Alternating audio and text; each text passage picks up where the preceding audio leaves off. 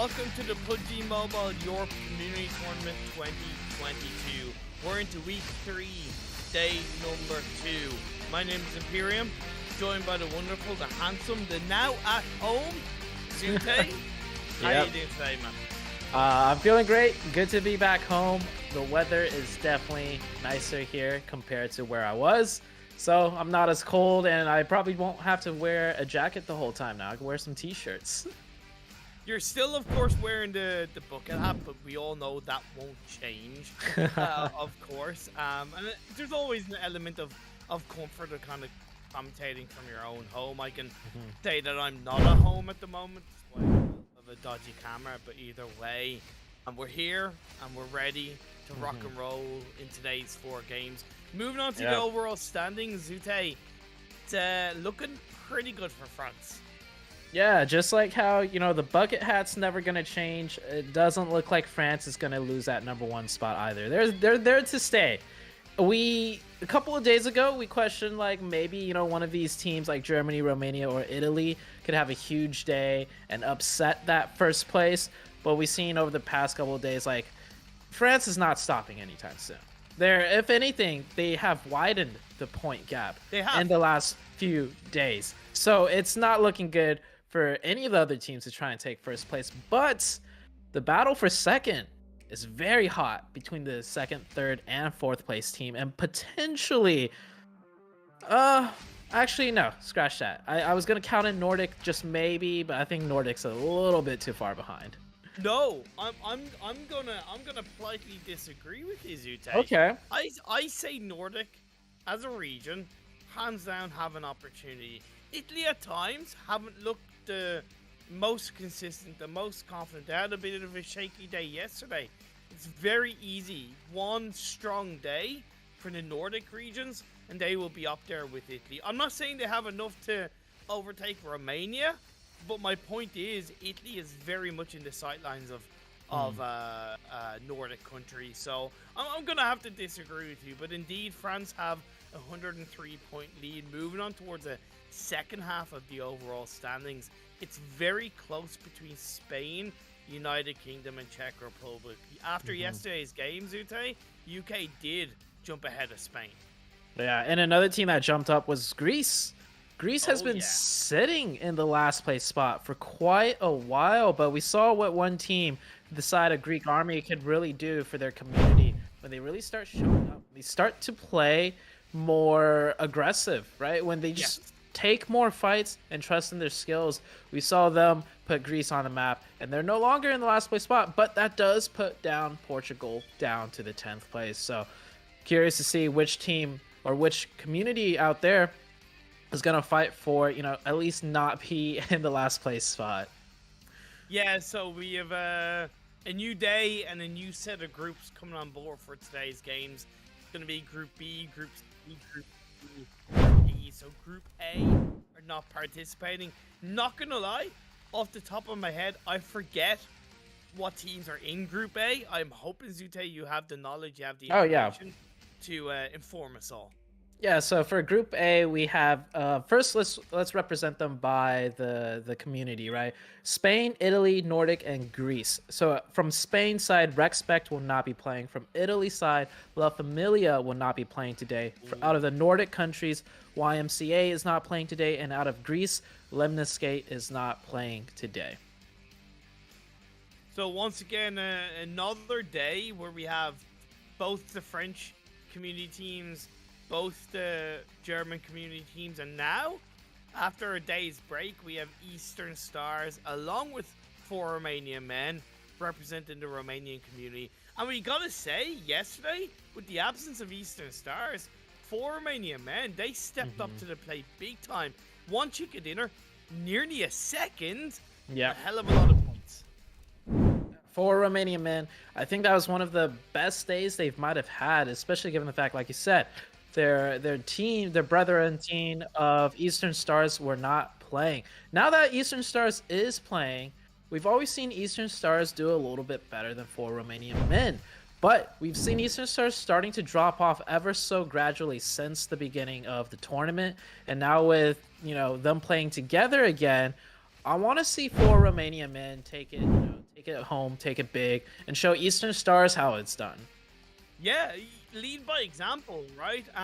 We know that the Romanian community has been overall over the past year and a half massively improved community, and Eastern Stars have been the kind of kings of that region, of that country. They've really massively represented them on the global stage. But like we see in Indonesia, for example, where BTR has kind of, I wouldn't say crumbled, but they've kind of lost that crown to Yeah. the likes of oh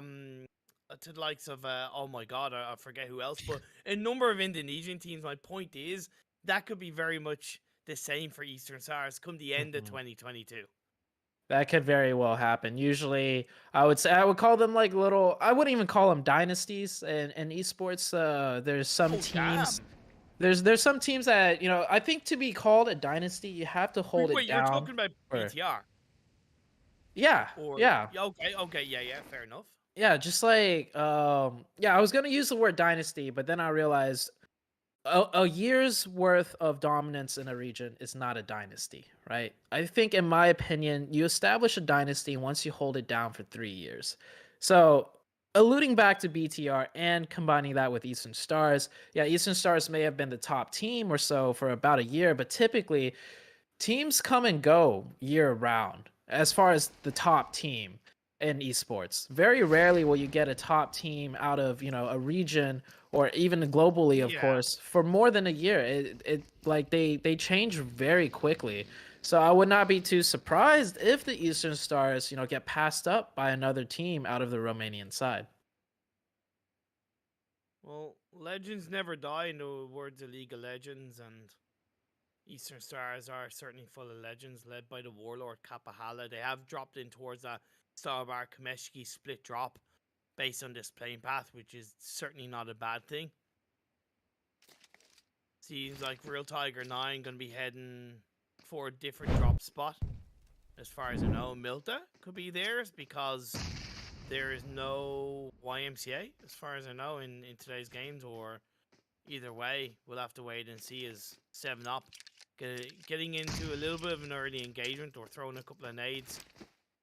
And yeah, it's so far so good. That phase 1, not to be sniffed at. Hopefully we'll catch you back on the highlights. Maybe Killer can let me know. But did that 7-Up player just take down the enemy player with a pistol and then finish it off with a grenade, or did he just grenade him twice off the beginning of the match? Because he had no main weapons. This 7-Up player that we're looking at on the screen right now, when he got that confirmation, he did not have any weapons besides a revolver. Yeah. Talking about.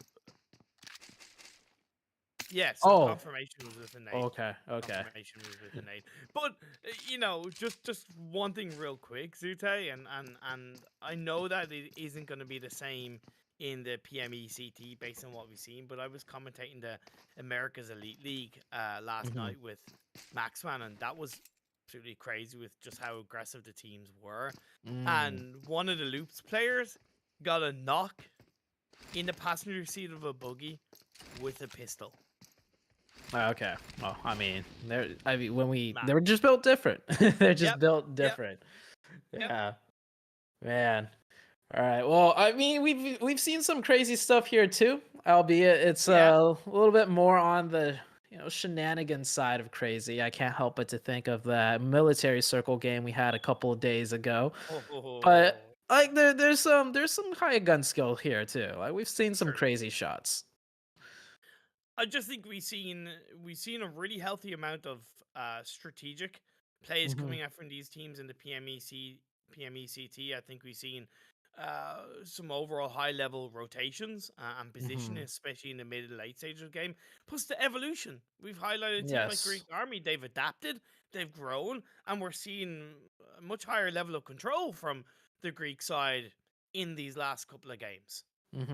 I think the coolest thing about watching tournaments that are, over the course of multiple days and tournaments that have more amateur teams in them, I think the coolest asset is definitely the evolution, right? You could quite literally see them start adjusting things and trying Mm. to play better and learn because they're rather newer. There's a lot of room for growth. Whereas when you're watching like the top dog teams, trying to improve those last few percentages is a very difficult task, right? Especially when you're butting heads with other teams that are always all like every team in the lobby, don't let you, make any mistakes. So you get punished really quickly for it. Whereas here, you can make some mistakes here and there. You can still get away with some stuff, but overall, you're still, going through a huge learning process, and we could actively see teams start to, adjust things, Mm. play different styles, and it's great to see. 5.5 minutes in, we saw Golden Esports loot up the Zarky area, and very rare spot to have a full squad go to. I know that Golden Esports have been a little bit of a passive team, not in a bad way. They found success with it, so I'm not really surprised that they are dropping in this Zarky area. I just do wonder a little bit in terms of possibly their loot and the fact that Big on that Severny shooting range north of the riverside. We saw what they were able to do in previous games against Glore, so I'd like to not see the same fate suffer at the hands of Golden Esports. I'd agree. We see Big, they have to rotate down from the north to south, and quite easily Glore or Golden might run into their pathing. And we all know what happens when Big gets into a fight. I mean, Big even took down the best team in the entire lobby yesterday in a 4v4 situation without losing a single player. So this kind of phase one, we have the Hills of Pachinki a little bit more heavily prioritized. Mega Power dropped in Pachinki. I would argue, is that a little bit too late to disengage, or is it just one of those things where a good few teams are rotating maybe earlier than both them and ourselves are expecting? Mega Power typically go to Novo, correct? So their style of play is to loot up a little bit longer. They are simply in Pachinki because due to the plane path and because it's open. So they're still transitioning that same style of looting a little bit longer before rotating. And we've mentioned it before, first circle rotations have become less and less meta. It's not as important to get a prime location in the first circle anymore. Fair. Before Romanian men, you can see in the kill feed has been able to get a juicy couple of elimination points onto members of Mega Power. They're going to pay the price as we look on our screens at Chasmac going a little bit heavy towards the members of 7-Up. Ace, I argue, probably didn't want to really go there, but it seems like they're committing for a fight. Shadowwen wraps around the side of the building on towards the buggy to get up and towards the third floor. It's a good spot to hold on to. It gives a strong elevation point. He's on his own, so if he does suffer at the hands of a knock, it's just one player down. As we saw Chasmac pull out some great suppressing fire shots on teams in the past. They trade the knocks between Azar and So, and the confirmation comes through. Torch opens a door, gonna peek through the window, knows that Shadowwen is there, but with one player down, it's up to the 3 remaining players to turn it around. This fight is back and forth, but you can see the aggressive team has advantage, and that's why they are aggressive. They have the setup to pressure 7-Up in. 7-Up needs to retaliate in a more aggressive manner with the knock from A. Oh, but that works! No! Pocus grenading himself. Trazen gets the trade, though. That is a huge recovery by the Chasmac team. Chasmac with 4 up. They're going to get that revive onto their 4th player, Pocus, who grenaded themselves. But you can see here, 7-Up, when you're playing defensive, it is so hard to win a fight unless you're relying on the mistakes of the aggressing team. But when the aggressing team knows what they're doing, they pick you apart one by one. Starkey, last one up.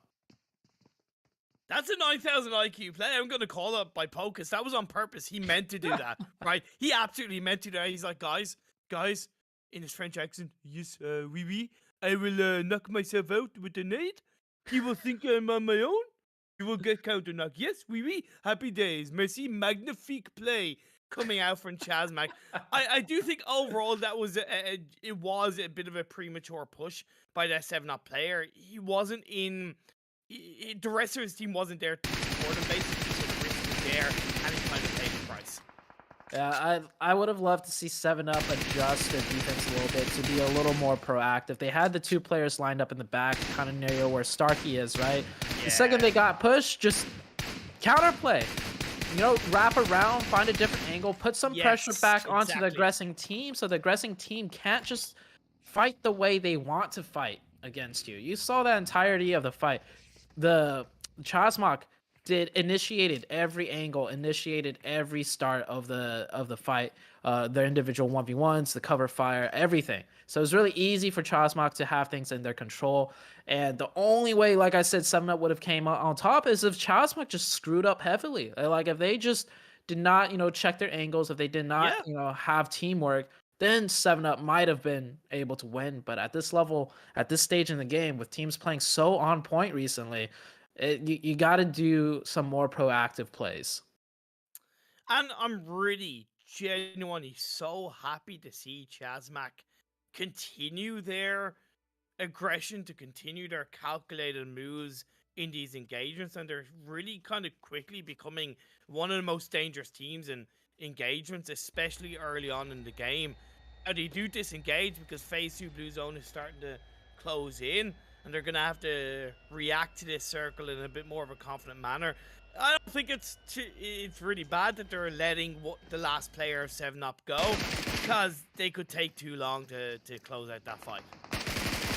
Well, they let one player go, but they're not letting another team go. Uncanny getting into a fight with Chasmok, or should I say Chasmok getting into a fight with Uncanny.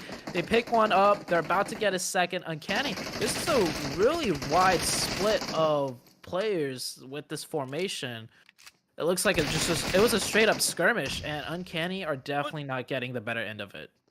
I'm really curious, and I wish I had a little bit of a rewind function to see if Uncanny were here first, because we know that Chasmok literally just rotated there. Yeah. And they're ready for the fight, so I wonder what exactly went wrong with Uncanny. Doctor's last player off. He's gonna get a bit of a surprise attack onto Pocus, cannot confirm the kill. Has to disengage away from the building in towards the window of smoke. Pre-naded to try and give him an element of cover. Gonna go for the low ball, surprise attack play coming through that away. Nearly gonna be knocked, but not quite enough. Chasmok pick up more eliminations. Happy days. I will give the credit to the Uncanny player that got that knock and thirst. I like what he did there. The second he saw the rest of the team, yeah, he confirmed. It was confirmed. Yeah, so the second he saw the 3 players run into the house, and then he saw one player still outside holding the grenade, he knew he had an opportunity to not just only knock the player, but also confirm a point for his team. Whereas, you know, some other players might just run out, get that knock, and then quickly run back in. So I will give him credit for that decision making there. But of course, Chasmok looking really strong. With even 3 players left, it's looking like they could still do some damage left in the lobby. Travis. It's a bit of a tricky area to hold down. Shack by the side of the road, but I do like the proactive shots around it. Glor still in the blue of this phase 3. We haven't really seen where the circle is shifted, and I am questioning why they're there. Maybe there is fear of being caught up by big, so they're slowing down on the rotation, but they're going to have 0 information coming into the edge of this circle. I do believe the circle did pop up very briefly. It was all the way down to this, like a hard shift down to the southwest, if I could recall correctly. Bravis here getting into a fight with the Game Lords, one of the strongest teams in the entirety of the lobby, and it's looking like Game Lords having some issues right now as they've already lost one player. Robs is about to go down in a blaze of fire. It's the bullets from the off angle from the flank actually that gets him, and this just looks like a very messy engagement. This definitely was some sort of rotation that went wrong haphazardly. This is not the Game Lord we expect to see. We usually see like more structure and form as far as where the players are set up. But they're down to 2. They could still make something happen against the Bravis team. Well, the circle has shifted down southwest towards the ferry pier, and the ferry pier could still be turned around by Game Lord Bravis. I said they were in a tiny bit of a tricky position in the shack by the side of the road, but the spread was successful for them as they cleaned up a couple of players from Game Lord. Big on our screens, only starting this team as a starting this game as a 3-person team is going to hurt them a little bit. They're trying to deal with the side of, I don't know, that's not La Familia. As far as I know, no, because they're not in this game. The Red Moon either way. The Blue Zone is closing in. They have to hit towards one of those teams. You know, I congratulated Mazzaro the other day on their first chicken, and by his reply, I could tell like that is something that the team really tried to work towards and try to attain. They realized that was a weak point. They know their early game fights were good, so maybe today Mazzaro could get another congratulatory message. Hopefully they could get another chicken. But the next circle is shifting on out. We had the hard shift down to the southwest, like I said, and that's another hard shift down to the southwest. Again, this is why you see so many teams stuck on that northern area. It's like a bag of Skittles right there due to all the hard shifts. And this other hard shift coming up in the same direction is not going to help any of these guys. You can see Bazzi there going down to the play zone. LMV have a prime opportunity to pick up a hell of a lot of eliminations and even push teams that do want to breach on their eastern position inside the circle in towards kind of the ferry pier buildings and have a fight amongst themselves. LMV, they got punished in earlier games when they were maybe late to rotate to that kind of position. Seems like an earlier execution is going to work out in their favor. Real Tiger 9, 1 elimination, down to 3 players. They have a hell of a long way to go to breach in. So many teams still nowhere near the circle, and you saw the mad rush from the teams that did manage to rotate. They were full sending it. They realized 2 circle hard shifts towards the same direction in a row is a huge opportunity to get in deeper into the middle of the zone, especially when you're down numbers and you can't work in from the outsides. Last player of Mega Power Fella doing the best he can to stall against the 4 Romanian men. He's able to get that first aid off, and he threw his util already. He's got 1 more grenade, but that one might be coming out a little bit too late as the 4 Romanian men push in, and the drop shot goes through. 4 Romanian men cleaned that one up quite nicely. I know Mega Power were down to a lower amount of players per se, but 4 Romanian men did crash in onto those ferry pier buildings, and the fact that they took control of that area with that engagement so quickly says a lot on how much they're improving as the 100 Will makes that PL play and rocks around with the vehicle, gets a run over in his favor while his teammates are doing what they can to support them. Switching on over to Game Lord. They're down to 2, Victor and Narvello. We saw a sloppy set of moves coming out from them earlier on where they had 2 players go down at the hands of Bravas, but they're still in the game. The chance is there. Don't count them out.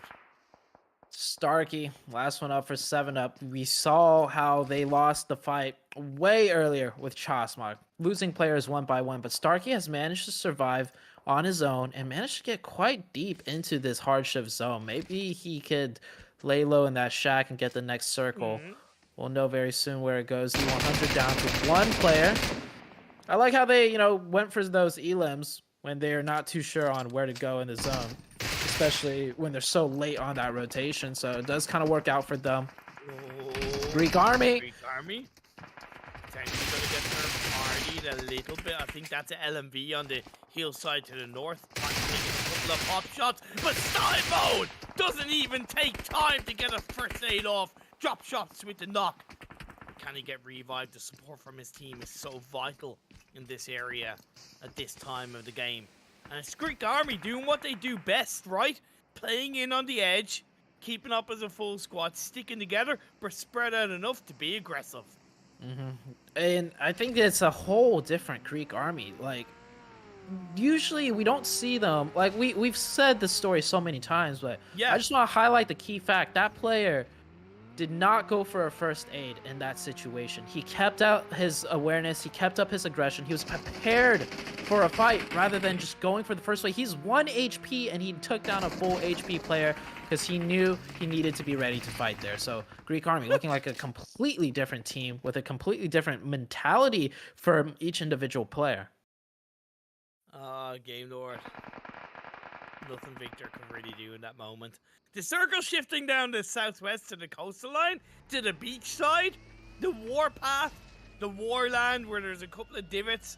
Golden Esports have control, but can they pull out a big chicken dinner for the Portuguese community? While Greek Army, they're going to have to deal with 4 Romanian men. The biggest challenge lays in front of them.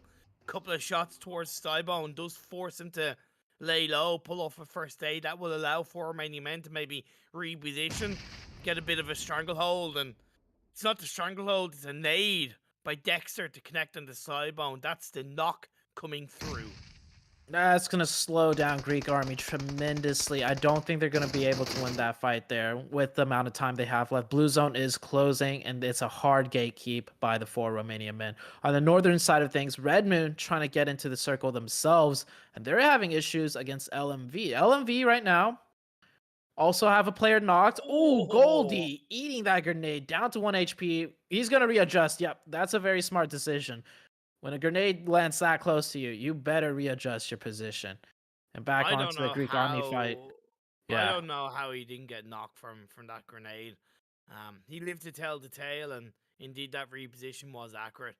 I don't know what's happening with Greek Army in this moment. It seems like a lack of synergy is stopping them from really making a big play. I know it's easier said than done in this position, but I would like to see a bit stronger of a wraparound and maybe get some kind of angles onto the players of 4 Romanian men. Back over onto towards the fight between Red Moon and LMV Germany up against Italy. Both teams suffering massive knocks.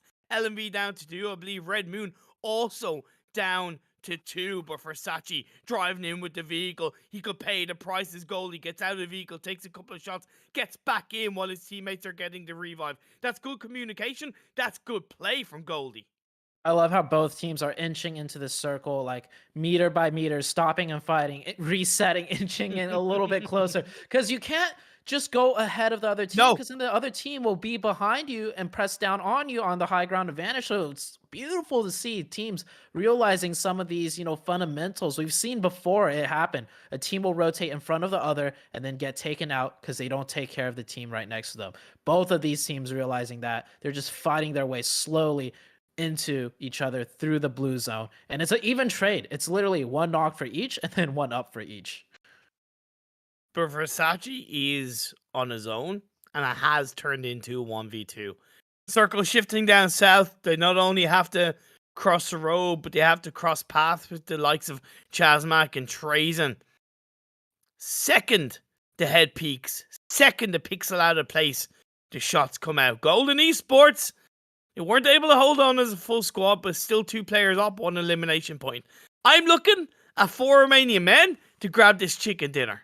Oh, yeah. That's a safe bet for sure for Romanian men. Even if they don't get the circle, the rest of the map is pretty easy for them to work through, and they got the players. The only problem, though, is I don't know if they kept their vehicles. You see that beach side has some cover, but it's quite a distance to cover. Lewis. Damn, son. That's a 3-pointer right there, but he picked up 2 kills. What a beautiful grenade. And okay, 4 Romanian men do have vehicles. You see them readjusting, getting more map control right there, splitting up into a 2-2 angle. And as for everybody else, it's pretty much over. I mean, we have a duo and 2 solos. There is not much that these players can do against the side of 4 Romanian men. The nade was Kobe Bryant worthy from Lewis of Golden Esports. And I would argue a massively important nade because it allows him to restructure and reposition in a little bit more of a confident manner without getting, or with lesser risk of getting third party, should I say. Trazen is going to take the opportunity to push forward into the shack in which the 2 LMV players held down. Does Louis have another one that he can cook up? Does he need to throw out another one?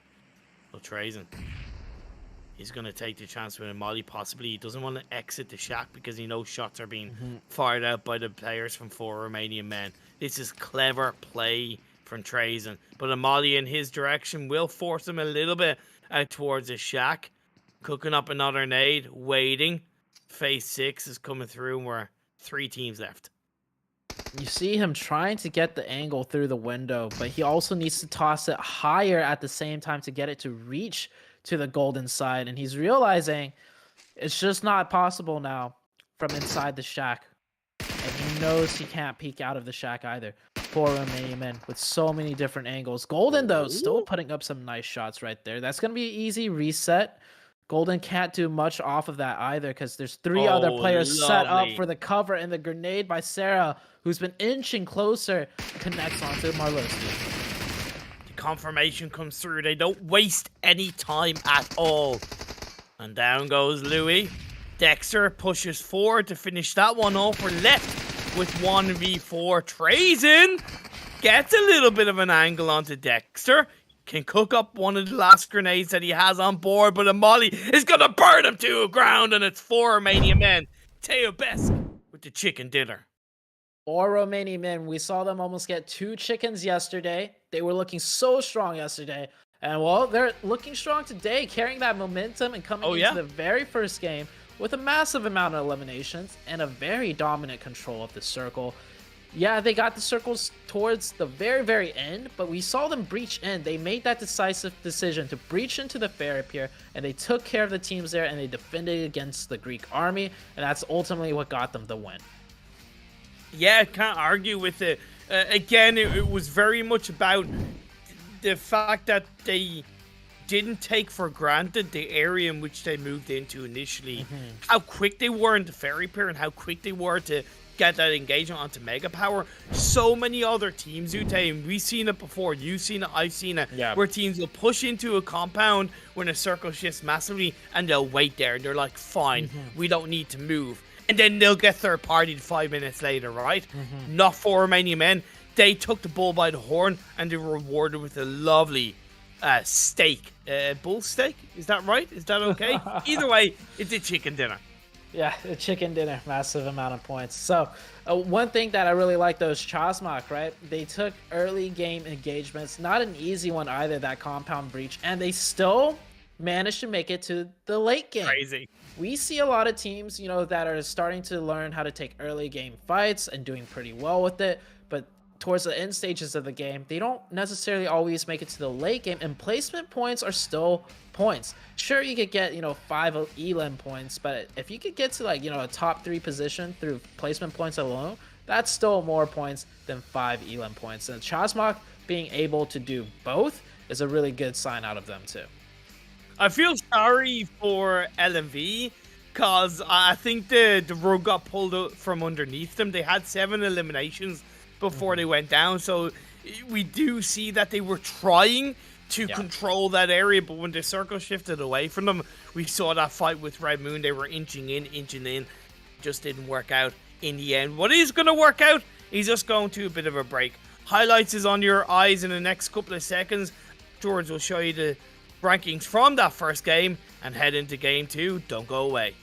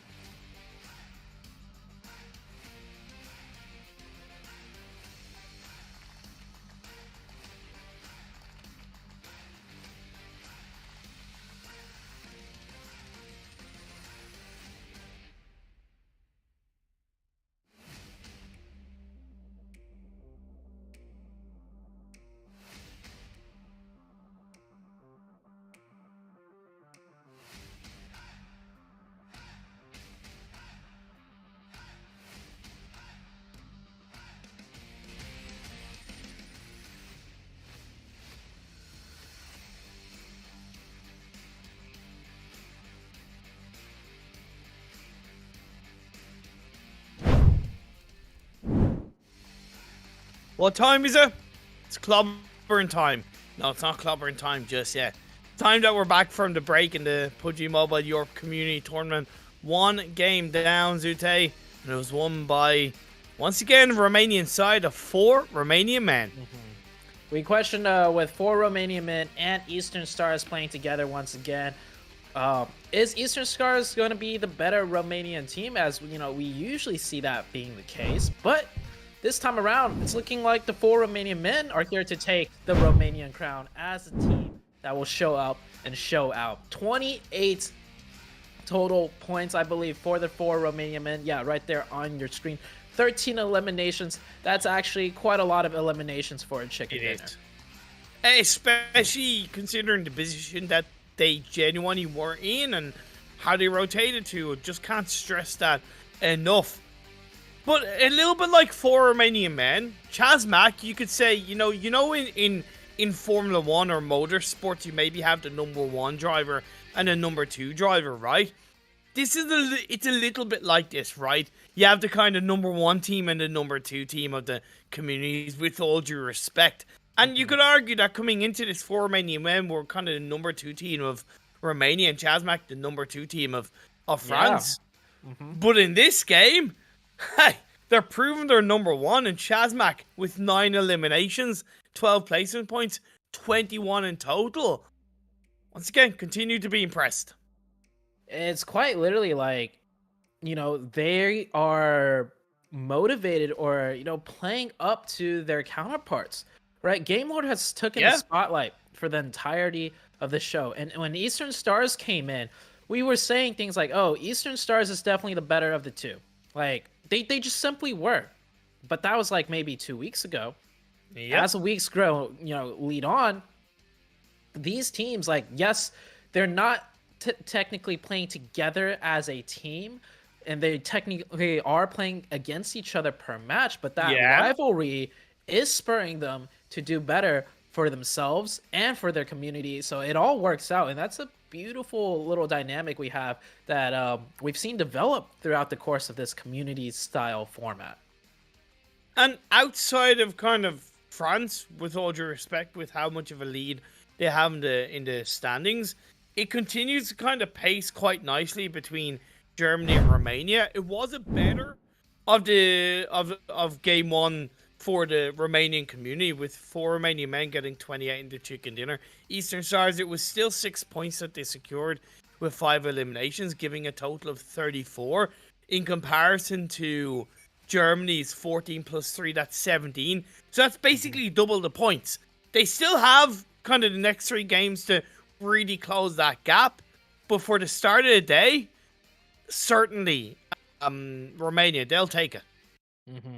I think it's gonna be neck and neck all the way through. Like, we'll see big point grabs from one team, and they'll create some spacing, but it always seems to just follow up with another community that's, you know, has a pop-off game as well, and then that point gap is closed. If it's not the day of, it's going to be in the next day, where, you know, one of the regions steps up and tries to catch up and fight for that, you know, 2nd place overall. Of course, France, like we mentioned, they're looking so consistent day in, day out. They're not loosening their gap by any means, and if anything, it seems like they're just going to continually increase that point gap.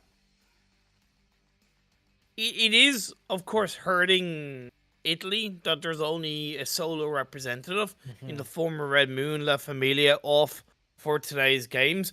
Still 9 points, but not realistically what they need. It will help keep the Nordic region at bay for sure, at least for the time being. But in terms of, you know, really continuing to stay within the reigns of Romania and Germany, unfortunately, Red Moon, I know it's tough, but you're going to need to do more in these next 3 games.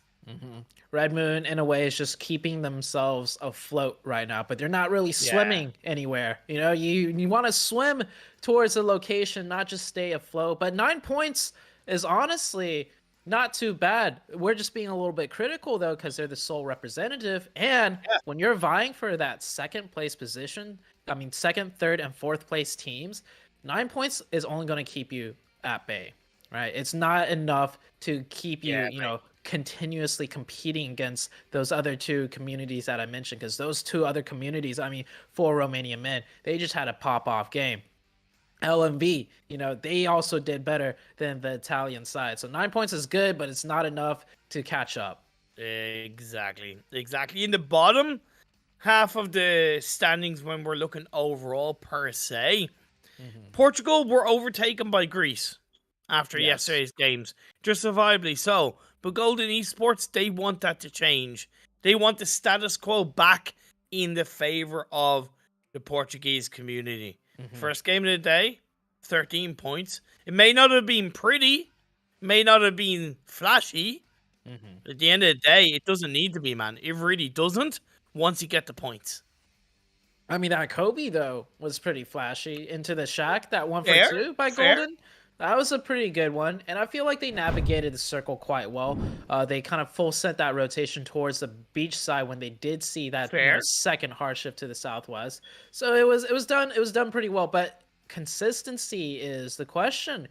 Do want to give credit to Golden for that game. That was definitely a better game from them than what we usually see. But can they do the same thing throughout the next 3 matches that we have today in PM? That's what's really going to matter. And that's where all the points are going to start stacking up. You might say that's the golden question. What did there?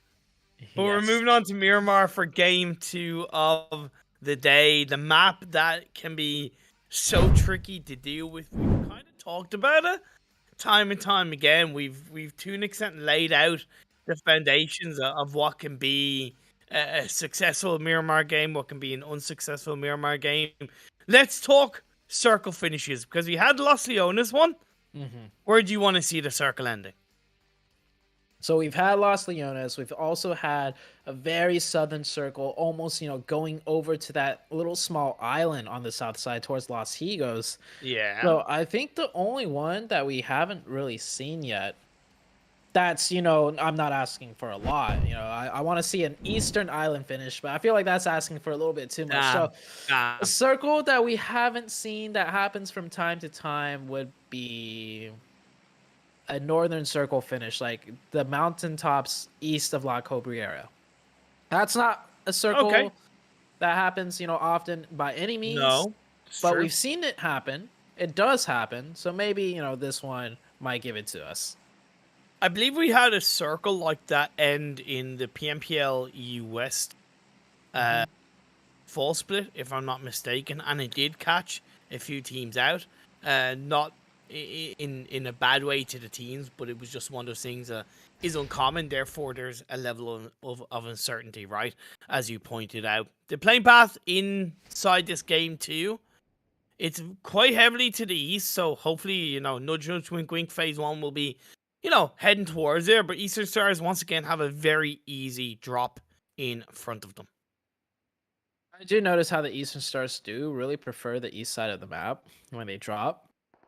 Now, I don't know if their name came before or after that strategy was developed. It was after. Okay. So is it a reference to the fact that they usually come in from the east? Like, yes, it is. Okay. Okay. Good to know. But speaking about east, instead, we're going to get a very western circle. So this is going to make things really interesting. Damn. Of course, if you don't know by now, I'm left wondering why you don't know by now, but the guitar shape that is on the very western side of the map is out of bounds. It's inaccessible, so therefore good. It's only about 10-15% of the circle is out of bounds, but considering the playing path quite predominantly on the east from south to north, and that phase 1 on the west, what does that simple math tell you, Zute? That the eastern side of the map is going to get very congested. There you go. So teams need to be aware of that, right? They need to, to take their time, don't let themselves get caught out, and rotate in a clean way. So you mentioned that western side of the map is not playable, but I do remember seeing a mountain goat up there. I think it was PMGC East. I don't remember if it's an official match or maybe a scrim. BTR. Yeah, I do remember a player up there. I do remember Paraboy made it to the late game on his own as a solo player. Yeah, you can actually climb up those giant rocks. You can't get to the top of it, but you can actually get quite high up. I believe like almost close to 100 meters scaling. Like you can scale up those rocks. I don't know how you do it, but it is doable. Fun fact, it's actually the area of the map which I would say gave Unicorns of Love their PMGC spot from PMPL points. They got a massive, I think, 32-point game from controlling that area of the map on the west side. So it is scalable indeed. It is controllable. What isn't controllable is Real Tiger 9 Nazgod getting a nade right in front of his face inside San Martin. Game Lord. They caught him out. They're going to get an elimination point. Game Lord with a nice start to their match. It looks like they're playing with their food a little bit right there, but they will end up finishing that player off, pick up some of that loot. I'm actually quite impressed that we've only had one casualty. With the plane path being so far east and so many teams dropping towards that western side to go to their loot locations, that there hasn't been more altercations off the beginning of the match. Just to give you an idea of the differences, remember I was talking about the America's Elite League and I kind of alluded to a high level of aggression. 11 minutes into one of the games, I think it was game 2, we were down to 10 teams. Oh, 11? Wow, okay. Yeah. I actually, like, shit you not, I think it was like 34 players, 33 players, and 10 teams at the 11-minute mark. It was crazy. I think we had like 4 to 5 hot drops in the first 3 to 4 minutes. It was absolutely wild. So this kind of quiet, generally easy to play start it's not that it's sleepy, but it's also a little bit of a breath of fresh air. It allows me to actually gather my thoughts. Yeah, well, I mean, at the start of any tournament, right, you want to claim your drop spot, right? So if it was the first day, second day, until one team, kind of becomes more dominant. But I'd also like to add the Americas region in general, I would want to say it's prideful, but definitely a lot of ego mixed into that. So like the challenges for drop locations are gonna be quite a thing when you're watching the Americas side of things play. Like, it just seems like they don't give a frick in terms of they'll go for it, right? Nothing to lose. Throw it all out of the hat. I would say it's not even just prideful as well on the side. No, this is the European region that we're commentating, but to give a bit of a comparison, I think there's a lot of ingrained passion within the Americas region, which stands out and shows up in terms of their gameplay, and there's a lot of emotion behind how they play, whereas I feel like and a lot of influence coming from the likes of the Turkish region and the CIS region, it's spilled over to Western Europe, where they're a lot more methodical, they're a lot less emotional, and they're very much about, think first, act later, if that makes sense. And that can be very, very rewarding, but sometimes, of course, it can go against them. Yeah. I would have to agree with the regional approaches, the difference between Americas and like elsewhere. But we do see some more players getting into some solo altercations. So that playing path in this circle is having a domino effect where certain players are just kind of getting caught out on their own. Fella, last one, or not the last one, the first one down for Mega Power, but the last one there holding that gas station location will get taken out by a grenade, and 7up getting caught out by the 100. And this is what one of the things I talked about in terms of drop spots and the eastern side with the western phase 1. I know the 100 and 7up have clashed before in this kind of El Azahar hillside, but I expected 100 to overall learn from their mistakes, and it seems like they haven't, to be fair, overall. An aid in the direction of both Sands and Church will force him to reposition as Zone is still waiting to get revived up. The good thing for 7up, Zute, is they do have a player across the road, Starkey, which is kind of stopping the 100 from really breaching over that hillside. This fight is taking quite a bit as the blue zone does start closing in. And now the 100 is going to make the aggressive play by getting a player to flank. Of course, it would be none other than 100 Daddy IGL. Actually, is he doing a flank, or is he just... Well, he's kind of forced to do a flank now, as the buggy wheels might have gotten shot, and he parks in the middle of the open, but that's going to work out. 7UP is completely surrounded, the pressure is on, and the blue zone is not doing enough damage to have the 100 worry too much about it. It was near enough kind of distraction play from the 100, and 7UP allowed themselves to get flustered a bit too heavily, and they're left with just 2. Church, Starkey, they're much further apart. And a nade from Daddy will get the knock, should I say, into Church, and Starkey. All he can do is just run away with his tail between his legs and hopefully continue to survive in this game. All the while, Phase 1 is about to end, and we're looking at where Phase 2 is going to go. Hopefully, we'll be able to have an idea on that. This is very reminiscent of the very first team fight we saw in Erangel, where the defensive team just held their positions and they didn't try to readjust. And it was the aggressive team that kept changing up their angles, kept changing up their positions, that came out on top.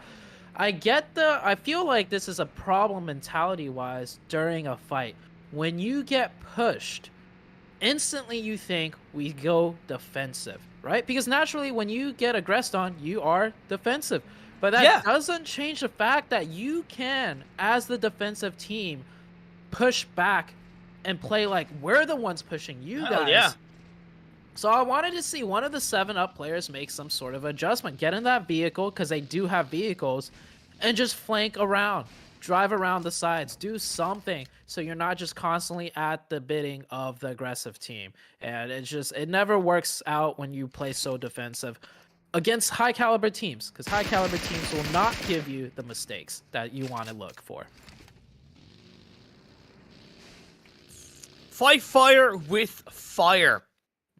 It's a phrase that can very heavily work out. Sometimes it can go against you. You can get burnt in a third-degree way, and Uncanny they're looking to get burnt as Game Lord continue to just play with their food. Send a psychological BM message and, hey, carry on throughout this game. The one thing I found weird is Mega Power dropped in Picado. They sent one player out on his own. He got knocked down. And it seems like this Nordic side don't really know how they want to really play this game, what they want to do. And Romanian men are certainly going to look to take advantage of it. A double knock at the hands of 2 of the Mega Power players. He's Logis left on his own. It's a little bit tricky, but Romanian men, they clean it up, they clean it out, just like that. How quick was that fight? Just here today, gone tomorrow, Zute. Yeah, 4 Romanian men looking like a different team. They've quite evolved since the start of the tournament. It looks like they kind of found their identity. They found their confidence for sure, and they're running away with it. They're definitely playing on all cylinders right now.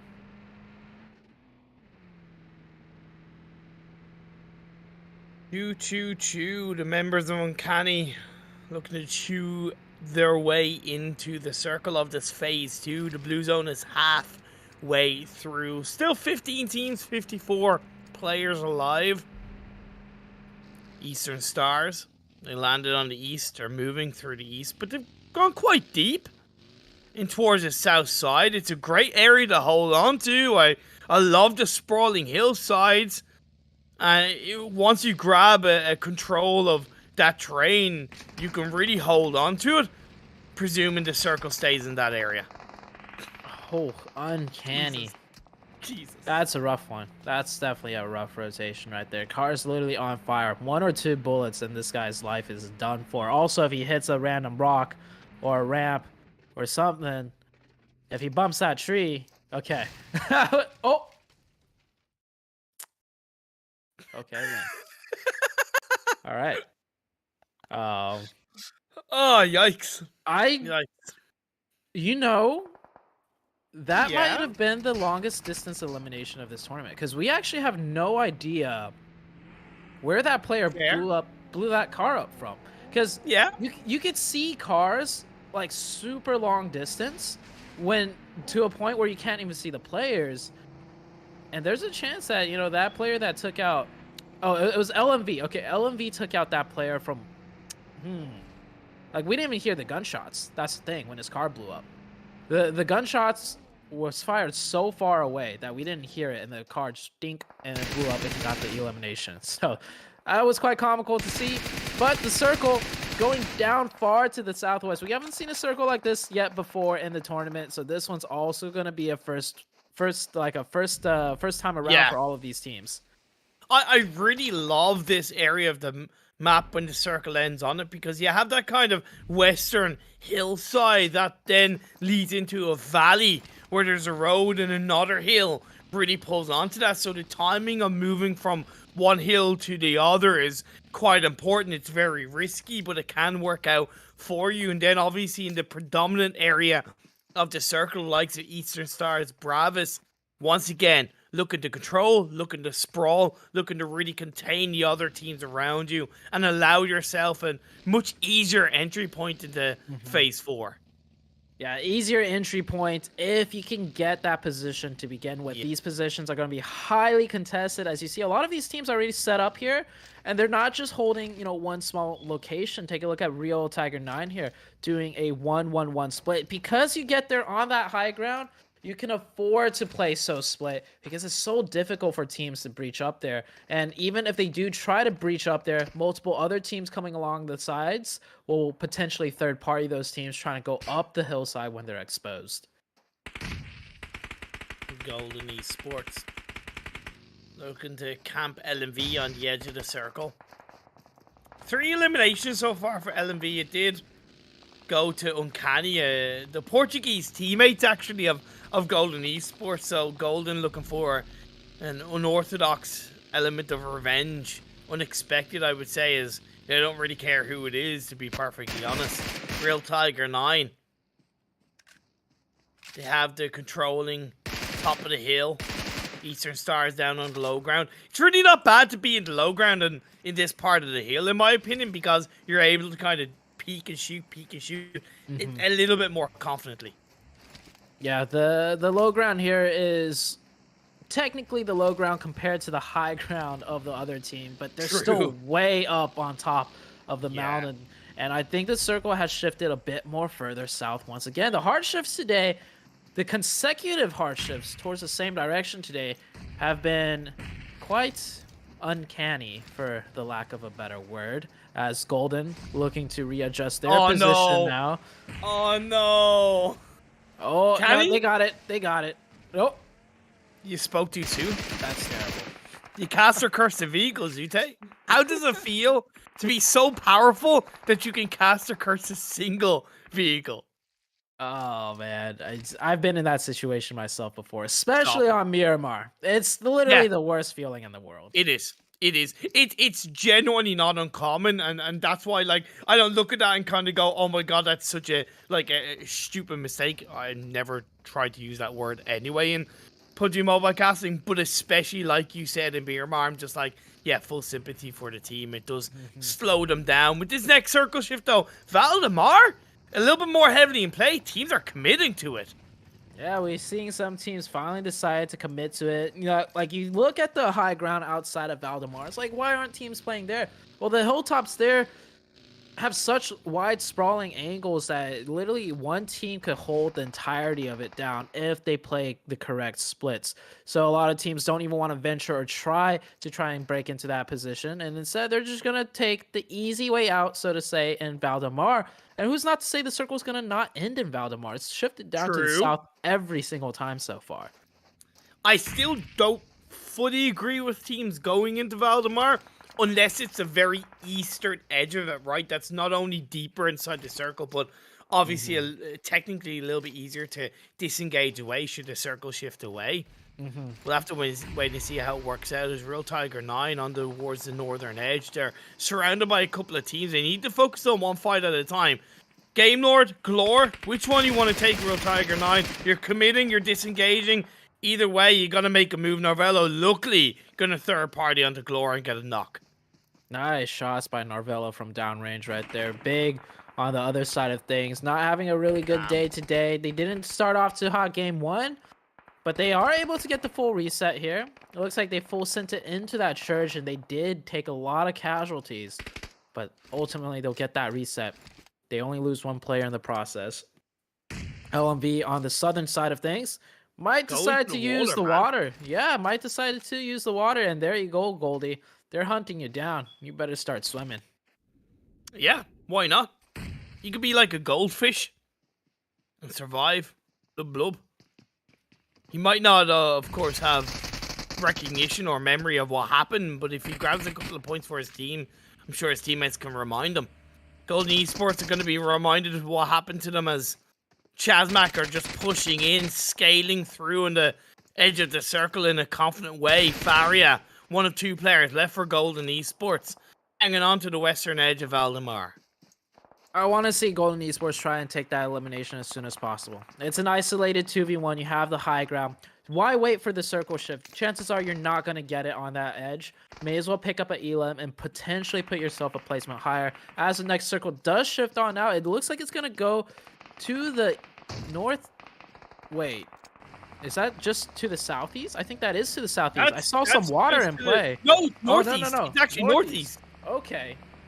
That's a circle shift away from Valdemar for sure. I hate to say I told you so. I hate to say I told you so. I told you so. I told you so. But CHASMAC are going to tell 4 Romanian men so on how to get the job done. Sarah, the last player up. Nade after nade after nade. The barrage going to be sent into the building by the members. CHASMAC could be a third-party opportunity for a couple of teams. Bravos have a bit of a split. Teams down the south who did commit to Valdemar are going to have to try and disengage and move into the southern edge of the circle. Luckily, I think on that south edge, there's a little bit of a low ground which could pocket protect them from the teams up north. Poor Romanian man doing all that he can to survive, dodging and weaving nades and molotovs for his dear life. CHASMAC might just decide to, okay, this is... Yeah, but you've seen these pushes here go terribly wrong, but now they are going to decide to push in, and they do get the finish right there. So CHASMAC Gaming continuing the momentum from game number 1. 4 Romanian men get shut down early. This gives leeway for Eastern Stars, though, to show what they've got from the Romanian side as they control the high ground from a very nice position. But they got to be a little bit careful about Game Lord and make sure they don't give Game Lord an opportunity to push on in. And I love that split. They're keeping 1 player outside of the circle right now on the high ground to pressure out as much as possible before going in. Exactly. I completely noticed that and I went to point it out, but you got there first. Happy days. Really fantastic split. But they also need to low-key push on Bravos. However, I now understand the perspective of why they low-key can't, because Red Moon on the hill above, and it's why it makes this area of the circle or area of the map quite tricky, can get the third-party shots onto members of Eastern Stars should they push on the Bravos. Glor, the last one up, is going to make his presence known. Just go for the confirmation. Nice. We'll get that confirmation. That does take Glor, or not Glor, Game Lord down to 2. And instantly, you see those shots that ring out, and you see the players of Eastern Stars start looking that way and venturing over that way as well. They track the kill feed. They recognize that member Game Lord is out. They know that. They might not know there's only 2, but they certainly know it's not a full squad. However, it seems like they're going for the push on the Eastern Stars. Kapahala was knocked. Louis suffers a ton of damage, is forced to pull out a full med kit. That's a good 8 seconds to pull that off. Where's the rest of the team? And where's the rest of Eastern Stars? They see them. Lou is going to get knocked. Doran is going to pick it up. But Breaker, he needs to get out of the shack and into the fight. And Molly up the stairs. Spyro as well. He's going to be up the stairs. Throws out a pre-nade. Nearly works out. Doesn't quite connect. Bravos, they've been put down to 2. Oh, Bravos right there. They needed to be a little bit more proactive once again.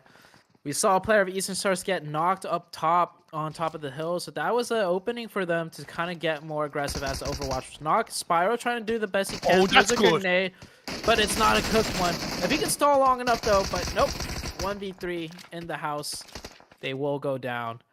Down to 1. Bravis does have a player right in the middle of the zone, just chilling. Big has gotten the reset, and they're still in the game with 3. Chasmok looking so strong right now with a total of 9 eliminations. And look at Shadowin. Shadowin is just across the road by himself, being like a one-man army right now. It's so good. The proactivity from Chasmok is just a beautiful sight on the eyes, not gonna lie.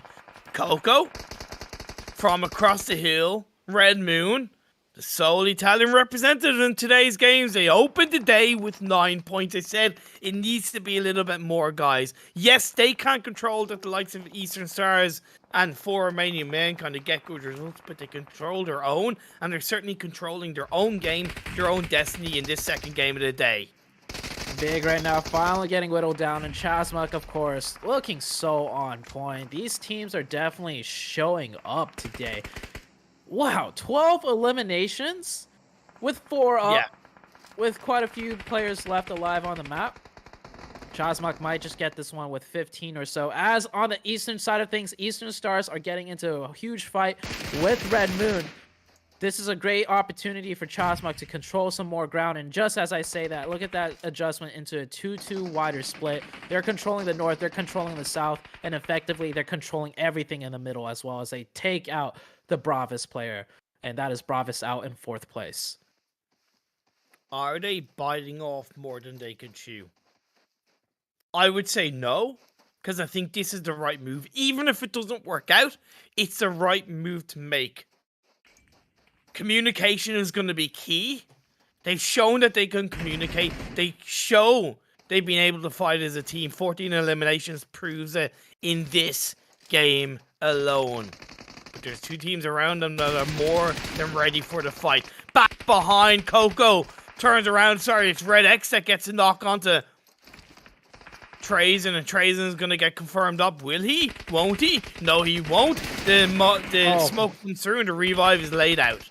Massive save right there. That player should be eliminated. Trazen, even though he's going to get revived here, I hope he learns that that was a mistake by him. He was holding a crucial angle point in that new circle. He does not need to go for the knocks. He just needs to stay alive, maintain info, and keep pressure. Luckily for him, though, he gets revived. Chasmok Gaming will keep up 4. As Eastern Stars have to make the first move now with that circle, they're slowly creeping on in. But the sightlines between Red Moon and Eastern Stars are definitely in lethal range. This is a little bit of that typical 3-way dance where the first team to make some noise could be the first team to go out, right? Because everybody has sightlines on each other. It's the fact that Chasmok has that 2-2 split that gives them just that little bit more confidence to push on one side because you have cover on the other. Doran feels the wrath of Pocus. Eastern Stars being whittled down to 2. Make that 1 as Bazzi. It's going to go down to Shadowin. Methodical play from Chasmok. 15 eliminations and counting. A potential 18 elimination chicken dinner on the cards. I wouldn't be damn surprised if they finish off Eastern Stars. Now it's just Red Moon left to be their next victims in play. Redix is knocked. Coco left alive, followed by Versace. And Versace is going to get spotted out. Job done. Chasmok with the chicken dinner. Chasmok with 20 elimination chicken dinner. Damn. That is, I mean, we saw you said it, methodical indeed. They were controlling everything. I was saying they are controlling the north and they're controlling the south, and essentially they control everything in the middle by doing their formation that way. And then they adjusted it once again to take not just one team fight at a time, but 2 team fights at a time. But they did it in a way where they focus out one team first, and on the other side of things, they just made sure to keep up a safe pressure. They didn't risk pushing 2 teams at the same time and having it go wrong. So they isolated one team and finished out the other, and then they could fully focus on the last team. It was beautifully done. The synergy, the plays, well done by Chasmok Gaming. It's so good to see. Like, it's so good to see. The one player that I really want to spotlight on Chasmok, and for a specific reason within it, is Pocus. Because Pocus back in 2019, 2020, I regarded as one of the most exciting European PUBG Mobile players. Close quarter combat, very rarely beaten. And he did continue that with UDR Killers. Of course, what they achieved together, UDR Killers, that can't be taken away. But a possible lack of motivation, a possible lack of kind of focus, it felt like Pocus had lost his touch. In this Chasmac side, he's found it again. He has really found that aggression. He's found that firecracker play, and he's extremely dangerous. All it really takes is the correct teammates and synergy, right? We've seen star players on teams that just aren't the right fit for them in various esports. We've seen certain players like, I do believe, actually, drawing into the Chinese side of things for PEC, there is a player, the name escapes my head, but this player was a star player, and he ended up getting benched on his team, and then he ended up getting transferred to another team, and then on that team, with the playstyle that he quite enjoyed playing, really started to flourish, and that team in and of itself became like a top 3 team in China. So it really does come down to your teammates and who you synergize with. There's so many different playstyles and different personalities, so as far as Pocus goes, I'm hoping this Chasmac one is going to be the right fit for him, and is looking really good right now. What's also looking good is a break. Show you the highlights. We'll go back to the match rankings of Game 2. And Game 3 will be coming up. Don't go away.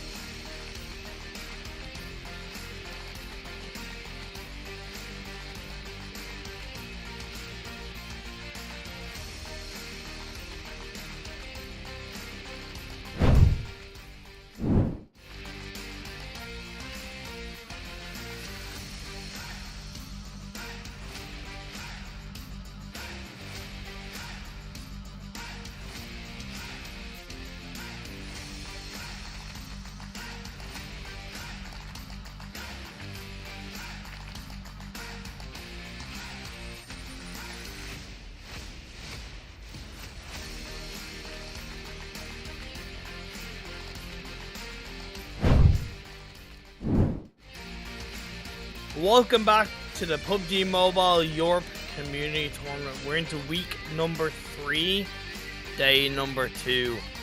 2 games down. Second game in Miramar Zute was won by Chazmak Gaming, and a fully deserving chicken dinner at that.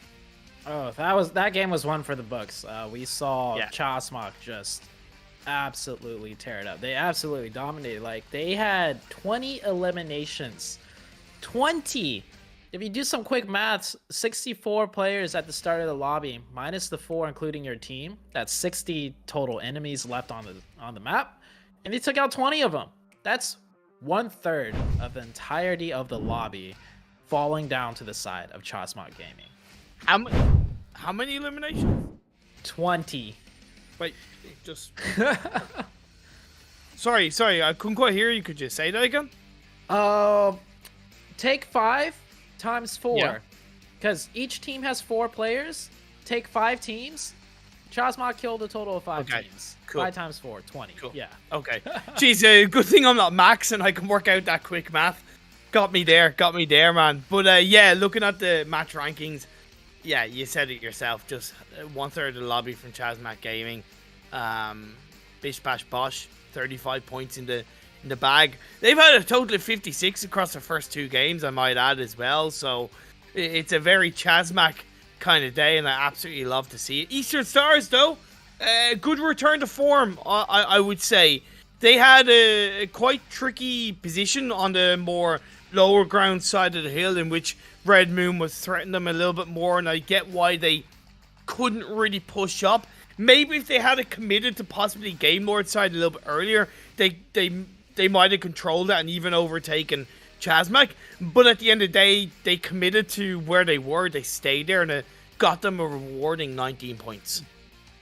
By the way, Chazmak and Game Lord, they're from the French side, correct? They are. And yes, the French side, we were saying how they're widening the point gap. They're not letting anyone get close to first place, and then they go ahead and do this. Like, yep. Like, what is driving them to do? They had more than 100-point lead before this. Now they want to stretch it to a 200-point lead? Is that what their goal is now at this point? It's like, these guys are just, I mean, they've already won, in my opinion, but they're playing harder than they've ever played before. Yes, exactly.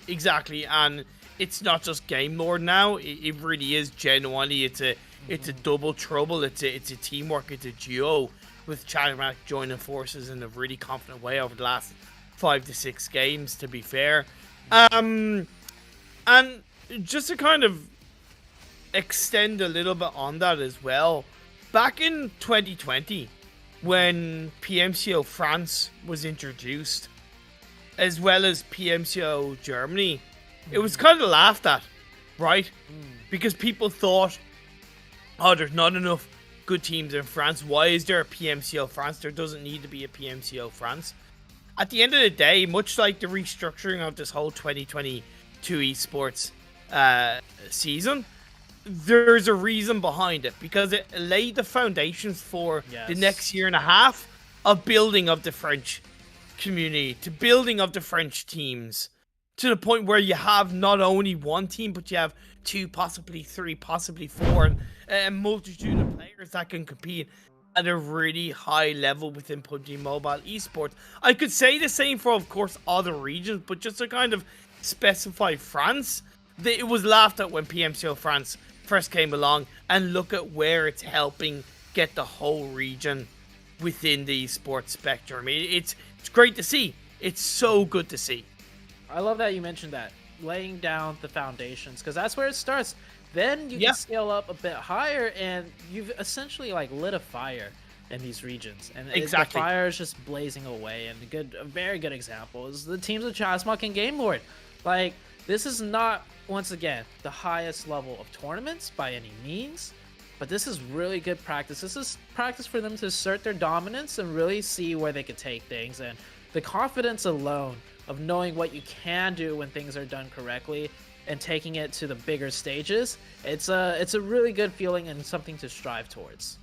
Yeah, that's why I kind of touch upon Pocus individually, right, and his maybe resurgence as an individual player, because, yeah, indeed, this isn't the highest level of competition within a lobby. You add a multitude of Turkish and CIS teams to this lobby, and it would certainly be a much harder job for CHAZMAC. But when you as an individual player, when you as a team go into those bigger tournaments with that confidence, with that foundation of power, with that foundation of communication, synergy, strategy, you put yourself in a much better chance to succeed against those stronger teams. Well, speaking about succeeding, let's take a look at, the next match, Sandhawk, right? This is kind of at the point of the, routine in the day when we switch over to Sandhawk. Everything kind of changes up simply due to the way the map is able to be played out. We see teams that might have not done as well maybe show up here, and usually teams that have done well in the first 2 games might run into a bit of a rougher time on Sandhawk due to the nature of it. I very rarely talk about the playing path in Sandhawk, but I do have to say this is a little bit more of the trickier ones, being quite heavily on the south. I don't think it's gonna really put too many teams off balance, but yeah, it's just something to highlight as a bit of an awkward playing path. LMV going to that western side as opposed to the eastern side. 7-Up as well, going for a Hatting split, but they did go there in previous days. Greek Army also on that northwest island. I feel like there is definitely a few more players on that northwestern island than usual due to that playing path. As far as the split goes, the split looks like they're kind of starting to, intersect with one another. The rest of the teams on the map will glide to their drop locations. Quite a far distance to glide through, but they're making it work right now. And no real hot drops coming through. Sandhawk, definitely a map where these teams are very familiar with everyone's dropping, and they're quite respectable as far as where their boundaries are. Red Moon split between the west side of Quarry and the northern side of Quarry is a little bit risky, especially when you take into account that very western playing path. Split drops become, a lot riskier, and in my opinion, I would advise against it. In this kind of level of competition, why make things harder for yourself as a team? Why make things harder for yourself as a player? That's the price you pay. LMV have paid a price by going for the 1v1 against Church, and Church, along with the rest of 7-Up, come out on top. Ooh, 7-Up with a very nice drop shot there. I think he had every disadvantage on him. He had no vest. He had a Tommy gun against the UMP, and the UMP is just quite resoundingly better.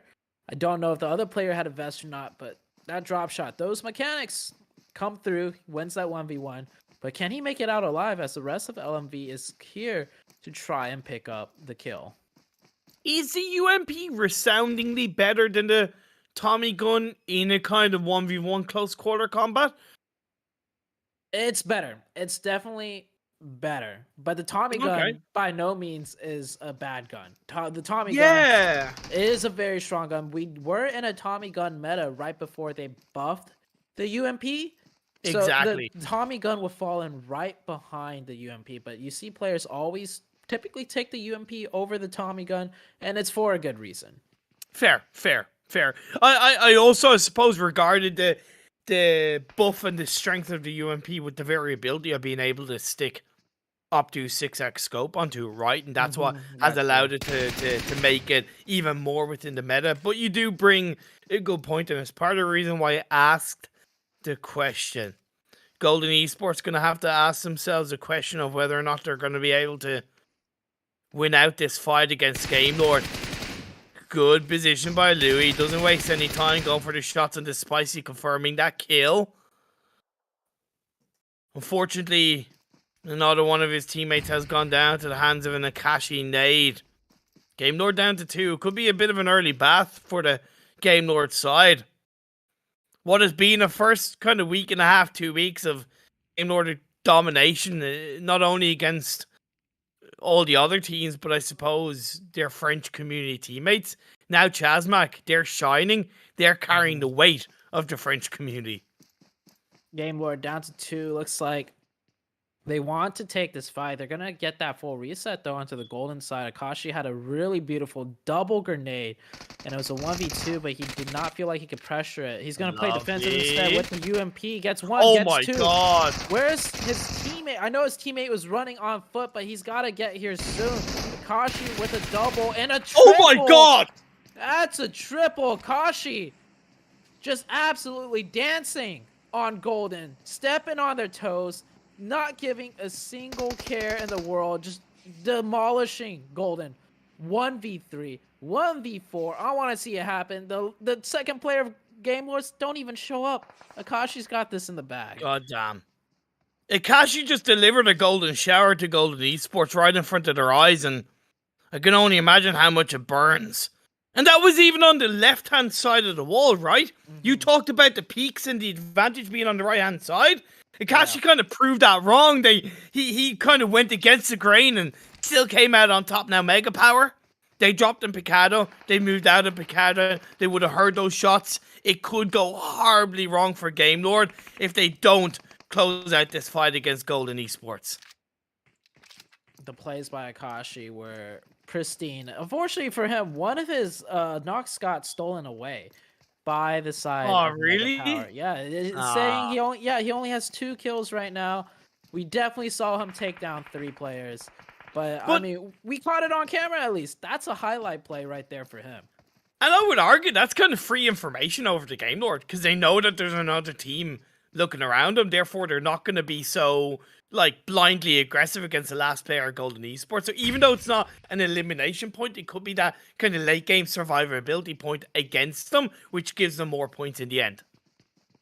I think Akashi, could he spot him out there from that angle? No, Akashi did not. They're going to clear the buildings together as a team.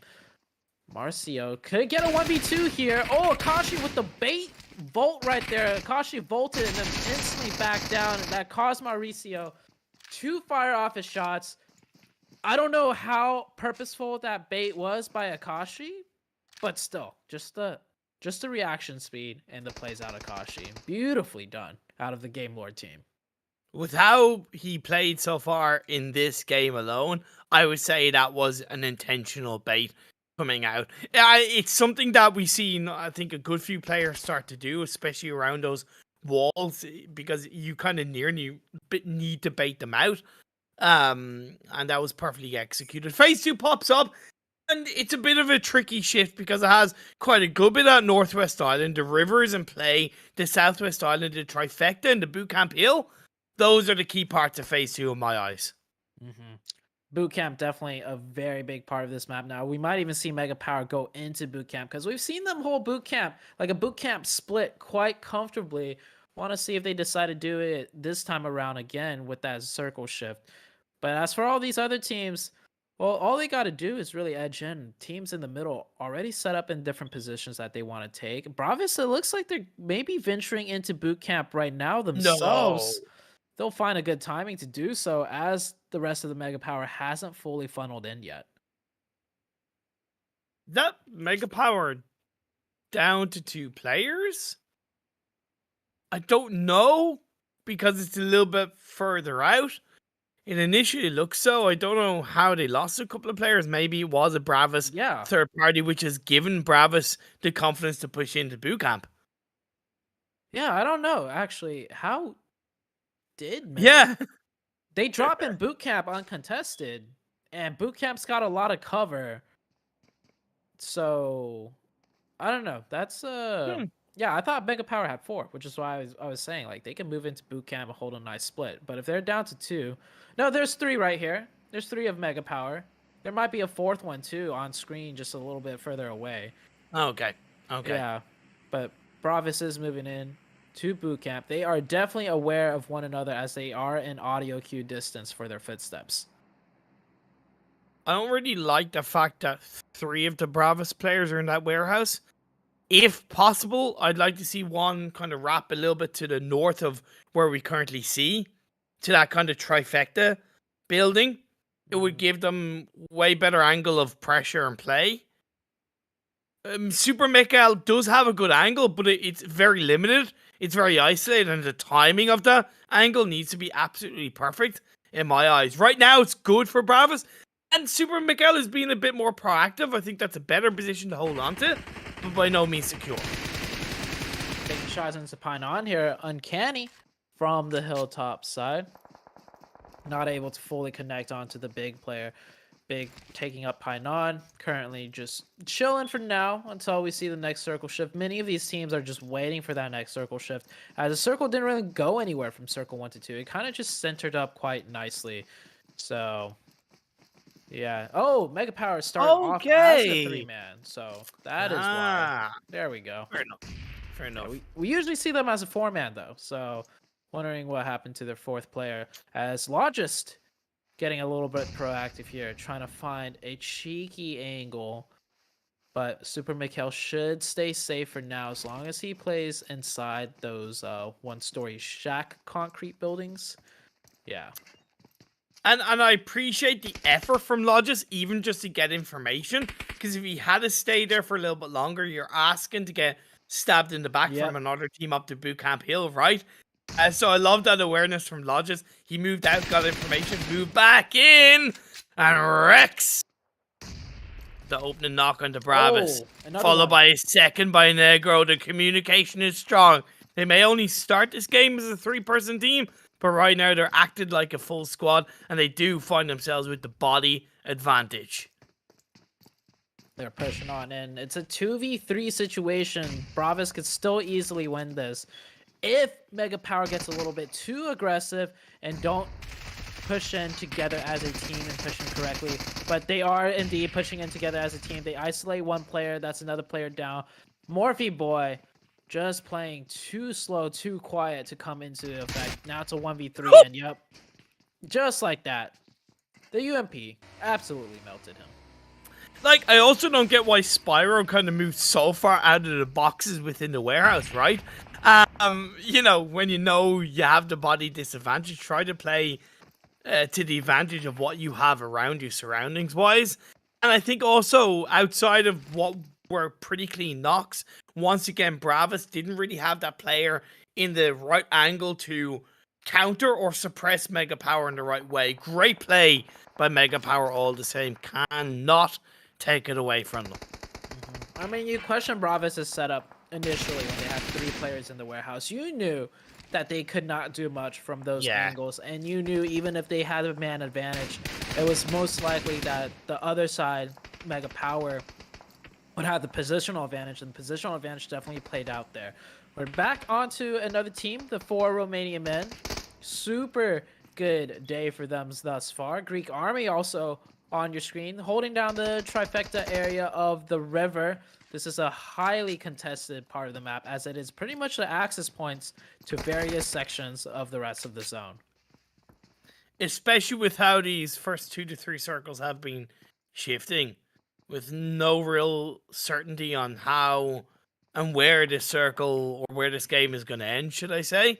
So having the trifecta area under control is so important. Game Nord, of course, lost 2 players in the battle against Golden Esports. Victor and Akashi opting to kind of go through a little bit of boot camp, and honestly, I hold nothing against them for that. Because when you're down to a duo, kind of going from building to building, even though it's in boot camp, can be sometimes the safer route. Yeah. As a 2-man, you don't want to be outside in the open. Because just one player getting knocked and you're down to just one last player alive. So taking some close quarter fights is the better way to go. You won't have as high of a chance as getting third-partied either when taking a fight inside boot camp. Looking at 4 Romanian men now. We're back onto them. They're getting very close to the Greek Army side. This is going to be a fight that will break out. Greek Army, though, will they get aggressive off the knocks, or will they continue to hold defensively and just let 4 Romanian men reset over and over until 4 Romanian men get the advantage over Greek Army? So off of that knock, though, I do like how what Greek Army is doing. So instead of just continuing to hold as offensive and not do anything, they're going to readjust their formation. Exactly. So some proactiveness at least. Yeah, and I think because you're at the tail end of Phase 3, they do have a player in Sania across the river into the mainland. They don't need to take the fight. The timing Is it right in this moment that they recognize that, of course, there's no security on them controlling this area of the map? Next circle pops up, and we're heading towards boot camp, baby. Let's goddamn frickin' go, Zute. Oh man, you missed it the last time we had a boot camp circle, but maybe this one will be it. With that circle shift, Greek army's got to fight their way in. Same with 4 Romanians. 7-Up's going to take that swim across. Red Moon holding a good defense inside zone. Real Tiger 9, they can reset this. They have zone. They have time to play with. They don't have to make this push just yet. But Red Moon, actually, one of them do get knocked. So Real Tiger 9 not going to let that knock slow them down. They want this position. They want to break further into the circle. And it's looking pretty good for now. Victor Power from Real Tiger 9. Versace is going to go down to his knees, and Coco. Let's see if he has a snap, crackle, and pop. He does for the first knock, but he has to follow up. Bit of a third party does slow Real Tiger 9 down, as Ayu is going to be put down to the ground. But still 2 players up against the 1 of Red Moon. We move on over to the 100. Looking for possibly kill number 100 for the team. I don't know. I'm just going to predict it because their name is the 100. But either way, they're taking the fight against Big, and they've gotten a knock on to Beast at least. The trade does come through from Mazzaro. This battle for this hilltop is definitely a tricky one. Never an easy fight, even if you're on the high ground here, because the pre-angles are so easy to peek out. So they could just line up your head, know you're peeking from that wizard tower. But Daddy IGL playing so smart and passive there in the snake, and that's gonna give the 100 a huge favor, as not just they have a man advantage, but the third parties might come in soon from Eastern Stars onto the side of Big. Like a slithering snake, Daddy waits in the wings to cause destruction amongst the masses of this PMECT lobby. Eastern Stars only starting this game as a trio as well, similar to Mega Power, but they do have all 3 of their players alive. So that's the most important part so far. Glor's in front of them, who has 1 of their players knocked. 3 of those players still alive. Beast waiting. Doesn't quite want to get the revive of the Mazzaro. If you're going to stay behind the rock, why not at least go for it? I don't know why he let his teammate die like that. But now he's on his own. I think he was probably expecting the push, right? He knows that the 100 knows that they're down to a solo player. So he's expecting to not be able to get a revive off to begin with. But the 100 actually don't push at all, because one of their players was getting third party from distance from boot camp. So that might have been what slowed everything down. I feel like that's a little bit of a slipper from the 100. Okay. They have 3 players up. Put some pressure fire back into boot camp. Go take the 2v1 onto Beast or something. Like, that was not a situation where they had to lose 1 player. They could have attempted to do something there. Yeah, okay, fair enough. I slightly disagree. I think that was very sensible play from the 100. Whittling a team down to 1 player is you know, extremely effective in boot camp, and I think there was a level of proactivity where even though they lost a player, they're thinking, okay, let's play for the next circle. They're inside this next circle. Unfortunately, it shifts away from the majority of boot camp, and now they can look down this boot camp hill into the masses of the players and the teams that want to push forward, but they do have to watch their backs. They dedicate 2 players to their flank and 1 player in zone to farm some eliminations. That's a nice setup and adjustment for them, seeing as how they're now down to 3. Glor trying to cross this road. Grows a long range. Definitely a strong gun close range, but the recoil on that gun at this distance. And he realizes he does not have time for the first aid. He's gonna take some shots. Not able to connect any there. I think the Real Tiger 9 players were getting gate kept instead from the boot camp side. And, well, there goes down Beast. Oh, I don't know what he was doing, but either way, it goes downhill for Big, and out they go. Mega Power landed in boot camp, stayed in boot camp, dominate boot camp. That's going to be the end of Real Tiger 9. But one of the Mega Power players is knocked. Chasmac of all teams playing in from the blue, looking to push in towards the boot camp buildings. hurting them massively. Shadow down to a sliver of health, has to continue to wait. By this time, while Axer possibly goes for the revive onto his teammate, the first aid has been successfully pulled out by Shadow. Now he can focus on taking down Rex. It's in 1v2. He's going to try and take the chance, but it isn't going to work out for them. I believe that is now Chazmak left with just 2 players up. Chazmak down to 2. B100 still fighting with Eastern Stars here as the circle did shift uphill a little bit south of the map towards where the IC player, or where IC boss is. Eastern Stars, they have only a short distance to cover, but they know the 100's in front of them, so they got to play this very carefully.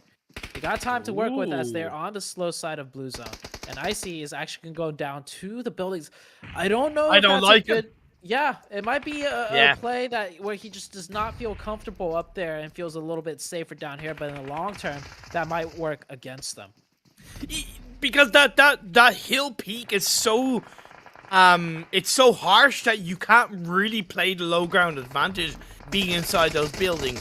Really, the 100 have allowed Eastern Stars to make the breach. We'll have to wait and see if it is successful.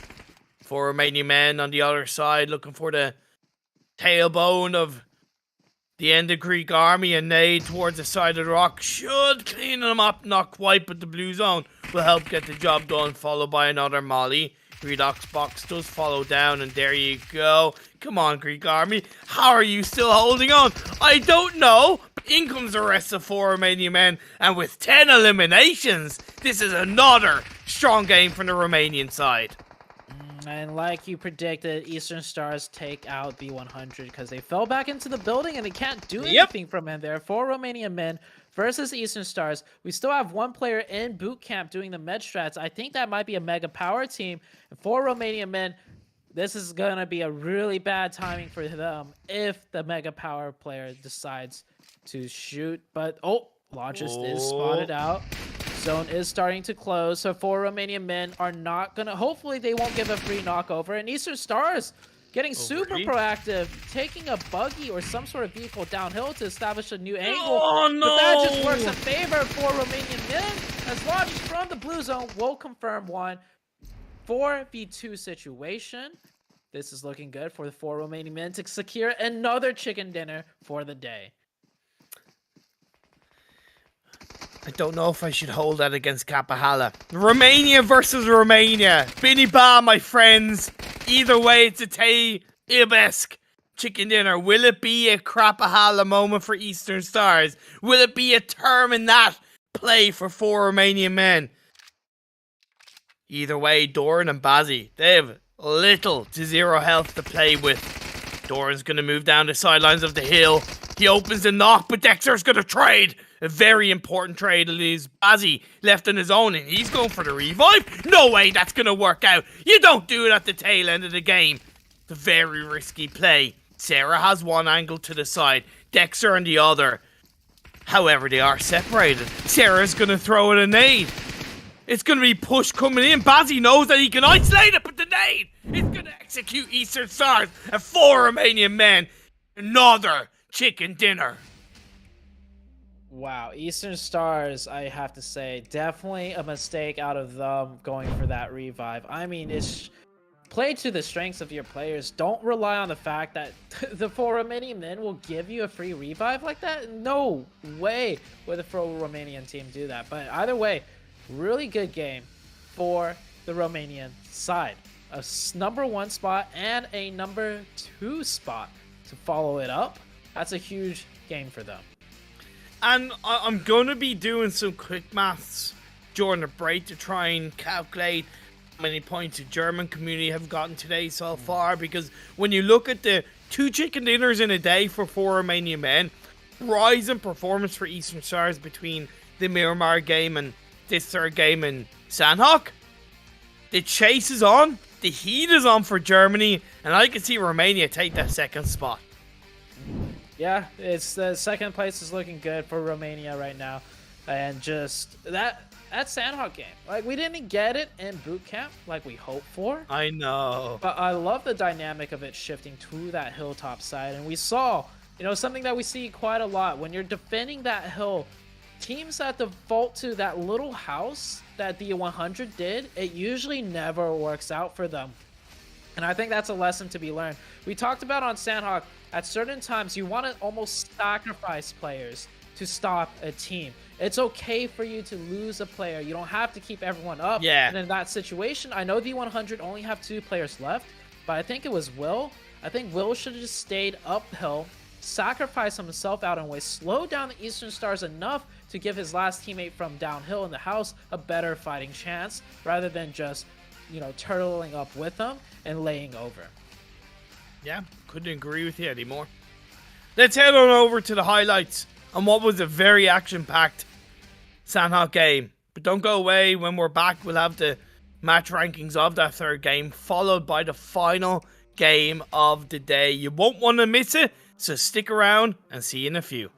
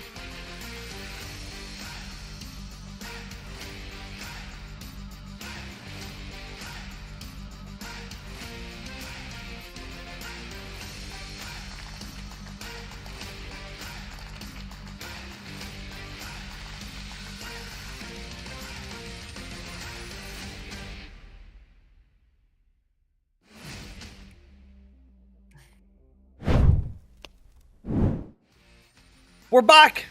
3 games down, 1 more to go.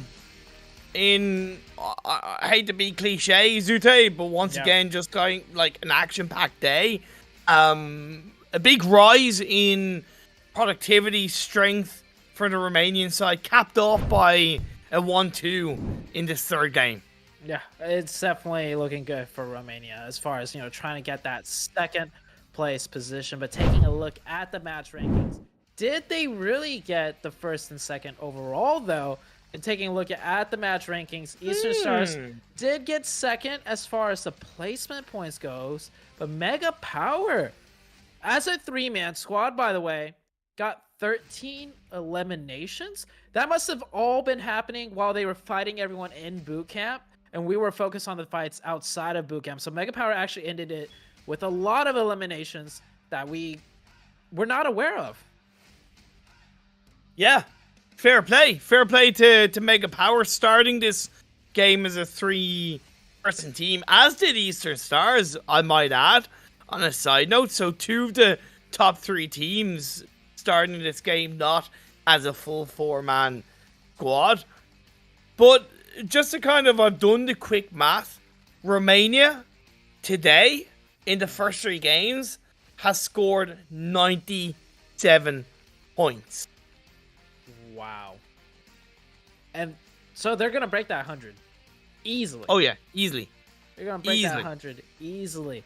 And we were talking about how, there's like 100+ point gap between number 1 and like number 2, which could come into play if it wasn't for the fact that France actually is just also just dominating today too. Like they're just, the amount of points they're racking up, just matching the momentum that's coming out of the Romanian side. But real quick before we go any further, shout outs to the 100, showing up in that match. They've kind of fallen off once again, but they're, picking it right back up. It's more consistent than before, though. Before, in the first week, it would take like 2 or 3 days before we saw some signs of life. Now it's like maybe they had 1 slow day, but they're back with a good, decent finish. And Greek Army, we're consistently seeing them in the top 8 now. Yeah. I'm kind of looking at that, and I'm becoming less and less surprised, and not necessarily less and less impressed, because it's more just that kind of like, it's becoming so familiar that I'm like, oh yeah, Greek Army, that makes sense. Like, continue on, my friends. But of course, as we start to see that being less surprising, we start to raise our expectations, right? Yes. Where's the next level of Greek Army? Will they be able to hit that next step up the ladder of this event and grab more consistent double-digit points? I hope to see it, but for the time being, well done. I'm really glad you pointed out. On the opposite end of the scale, though, I highlighted Romania's 97 points in the first 3 games. Germany, 32. Ooh. And when you look back at the points difference between Romania and Germany coming into today's games, 47 points. I know there's still 1 more game to go, but as of right now, Romania has jumped into 2nd place. Romania coming in very strong today, just absolutely tearing it up. Also, France, of course, had that 20 elimination game. Powerhouse teams now, where we're fully like well into this tournament, and I think we've seen teams come up, we've seen them take a little bit of a back seat, but now that we're nearing the finish line, so to say, I'm really happy to see the top dogs in the lobby. They're not letting it up any. They're not taking it easy, and if anything, they're gonna try and close out this one with quite a bang. Like, I'm also even just calculating kind of Chazmak's scores as well from the first couple of games, and they've had overall banger after banger. Even like 10 points in this 3rd game, it's still a good result. 6 eliminations. Yeah. So 21 in game 1. Game 2 they had 35, so that was 56. 66 points in 3 games for Chazmak. That's an average of 22 points a game. That's an average of a chicken dinner and 7 eliminations a game. Imagine winning 3 chickens in a row with 7 eliminations. Man. That's pretty much what they're doing right now with their average point spread. Really amazing to see. And this is Chasmak, by the way. We're usually talking about Game Lord when it comes to France. This is Chasmak we're talking about. So, huge day for them. Love to see it. Definitely love seeing, you know, the little brother of each region coming out strong. Just like 4 Romanian men and Eastern Stars. This is 4 Romanian men's, you know, show now, not just the Eastern Star show. So a lot of improvements out of, you know, all spectrums of the regions and teams. Red Moon getting 0 points is an unfortunate dampener on what was 15 points in game 2. And once again, just to highlight, they're the sole Italian representatives in today's games. They're lucky that Germany overall with 2 representatives have had a pretty poor day as it is, but with Romania having the strong day that they're having, it just kind of once again it starts to see Italy, you know, move further away from the pack. I know it's not easy for Red Moon again, but following a 15 point with a 0 pointer is just it's a little bit deflating for them as a team, for their confidence, for their motivation coming into the final game. We talked a little bit about it coming into Sandhawk, right? Sandhawk is a map where even if you do well the games previous, it could be a map that you just absolutely do terrible on due to the nature of the map. And Red Moon, yeah, they had a strong finish. Second map of Miramar. Sandhawk, it's a complete like 180 shift, which, you know, some teams can make a consistent performance on, like 4 Romanian men. We've seen them, you know, carry that momentum into Sandhawk, a really good game. And then also we saw just yesterday, right, Game Lord, they utilized like rotational strategies on Sandhawk, which is something that's very uncommon to see, but they had a specific plan out, you know, pathing for a potential shift, and it worked out beautifully for them. So as RNG as Sandhawk is, it is still a map that you could take by the horns, so to say, and make it, you know, your map and do well on it. A very good example is PMGC West. We saw the Brazilians dominate Sandhawk over and over. It was to a point where every time when we went to, you know, predictions on who's gonna you know, take the map, all of the analysts and casters would pick a Brazilian team because their play style of the aggression that they're so well known for is what, you know, really puts them out on top on Sandhawk. So Sandhawk is doable as far as consistency goes. It's just a very different type of style you have to, you know, get down. Yeah, couldn't agree with you more. Really couldn't agree with you more. We're heading into the final game of the day. It's back over to Erangel. So, for a bit of a kind of question to lay it on the ground, what team would you like to see do well in this final game of the day? Do you have a team you'd like to see do well? I would have to run with, if there's one team that I want to see do well, obviously I favor Big a little bit simply because I want to see them get, you know, another chicken. Yeah. But with their performance today, they've been so lackluster that I don't even want to, you know, give it over to them. Like, nothing against them, but I feel like there's another team that's a little more deserving, right? I feel like if we got to see either the 100 or Greek Army, you know, show, that would be really nice to see because they're keeping up their consistency. We just saw just now the 100 show, you know, a little sparkle once again. So between those two teams, that would, you know, be really cool to see for me. Get the chicken dinner. Yeah, I'm on that. I'm also on top of the Chasmak hype train, to be perfectly fair. I had a consistent, strong day yesterday. Bring on this final game. Another double-digit set of points. Let's go, Chasmak. Focus all the way. Let's see if they can lay down some magic, some hocus-pocus, alakazam in this final game. The playing path, you can see it is a little bit on towards the east, starting on the Lepovka, ending down towards military base. Makes it a little bit difficult for teams that want to go towards George Paul. But other than that, it seems like the teams have been adjusting to drop spots quite well. However, Uncanny It's an uncanny drop spot. They should know the Eastern Stars will probably go there. That is very uncanny. They're not just they're contesting Eastern Stars, but they're contesting them in a split fashion. Whereas Eastern Stars, you know, they've never been dropped on before, but they made a really quick adjustment on the fly to stack the side of, you know, the big Milton Power. So really cool to see out of the Eastern Stars, a team that's definitely always on their toes. They've never been contested here, and then the second they do, mid-flight, mid-drop, they adjust their players over to take the challenge to Uncanny. And Uncanny, it just looks like they're kind of dropping in here unprepared. I do want to give Uncanny just a tiny bit of defense. It could easily have been a Stalbar Kameshki drop for Eastern Stars. They've shown that they will drop there. Yeah.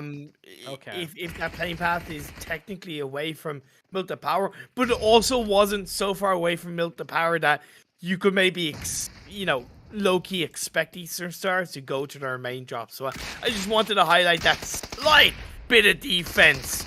But it's not going to be a successful defense overall for Uncanny, as, yeah, they've been put down to 2 players, and they are sent back to the Nether Realm away from Eastern Stars, and it's a good start. Off the back of a strong result from the Romanian side, they're not wasting any time.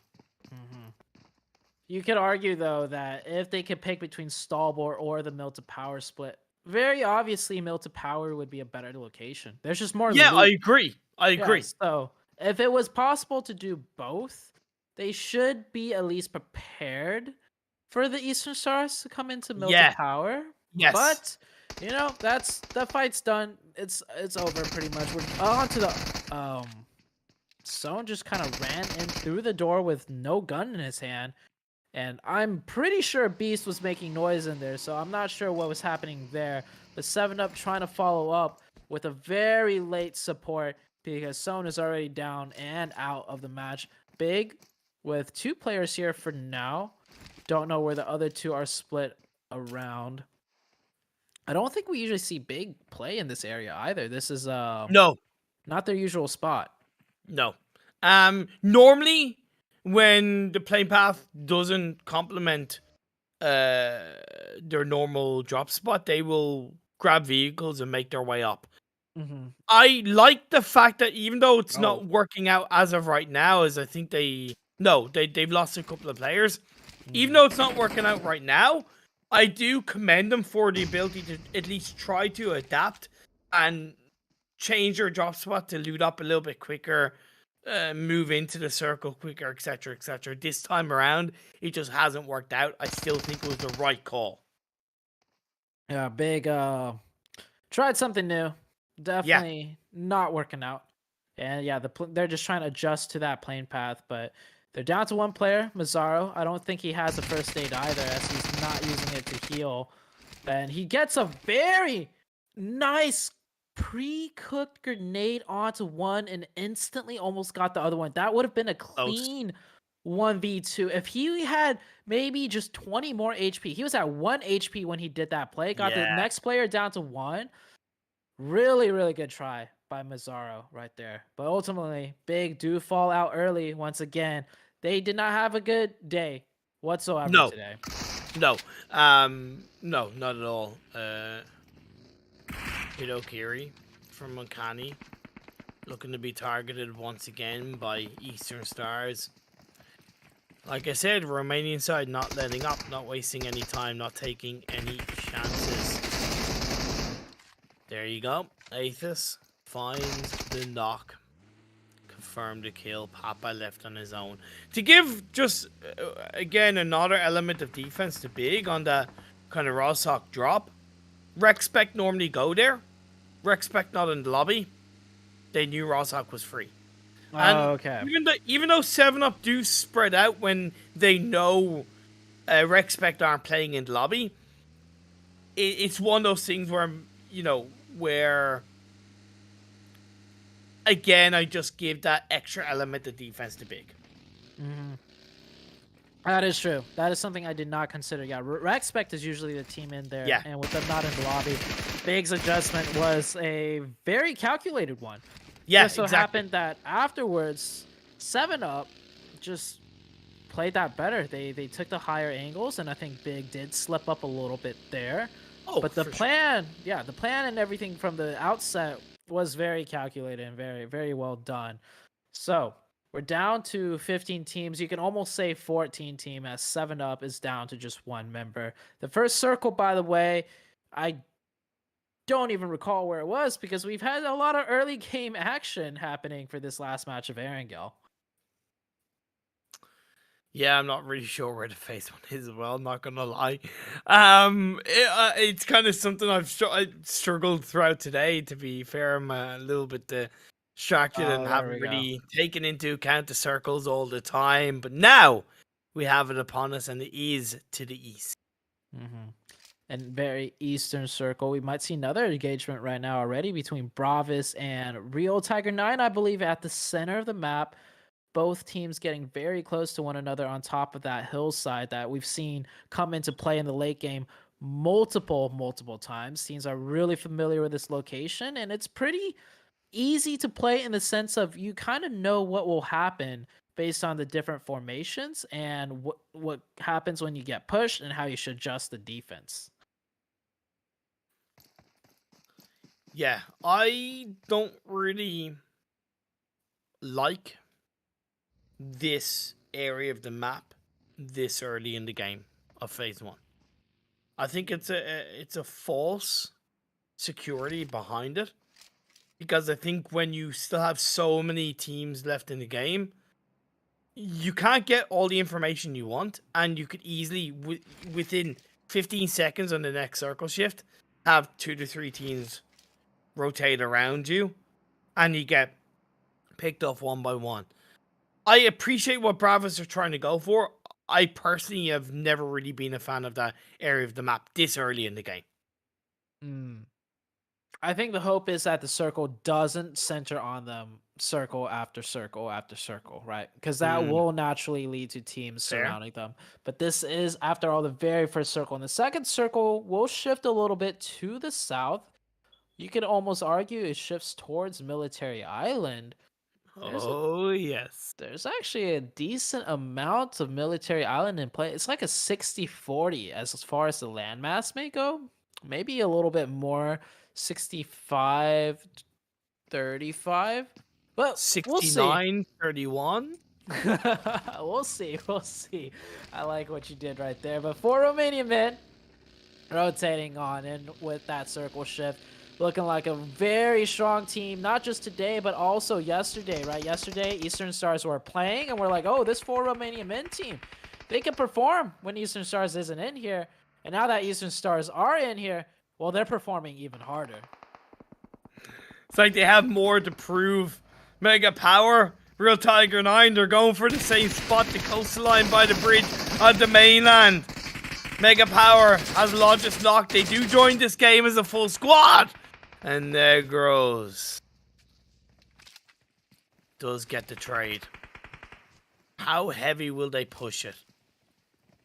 Malik yet to get revived. That's a lovely nade by Mega Power. Nearly connects, not quite, onto the rest of Real Tiger 9. But a sweet molly in return continues to suppress, separate, and slow down Real Tiger 9. Oh, really good grenade by Septus. They will get that confirmation, so Logis won't be able to get revived. Real Tiger 9, I love the aggression, but the initial push by that one player by himself, definitely not the play. A little bit too haphazard, but he will manage to get the support in time to get revived. Septus goes down to counter knock. That grenade coming through. And oh, hold on a second. We're actually going over to a fight from Greek Army and LMB on the other side of the bridge. And it looks like Greek Army will take that one out. Mega Power, another opening for the side of Real Tiger 9. This Real Tiger 9 team looking good right now as they run into a random player, by the way. Not sure which team that player is from. It's but Papa from Uncanny. Believe it or not, the last player of Uncanny. Yeah. Okay. He's still alive, man. He's still alive.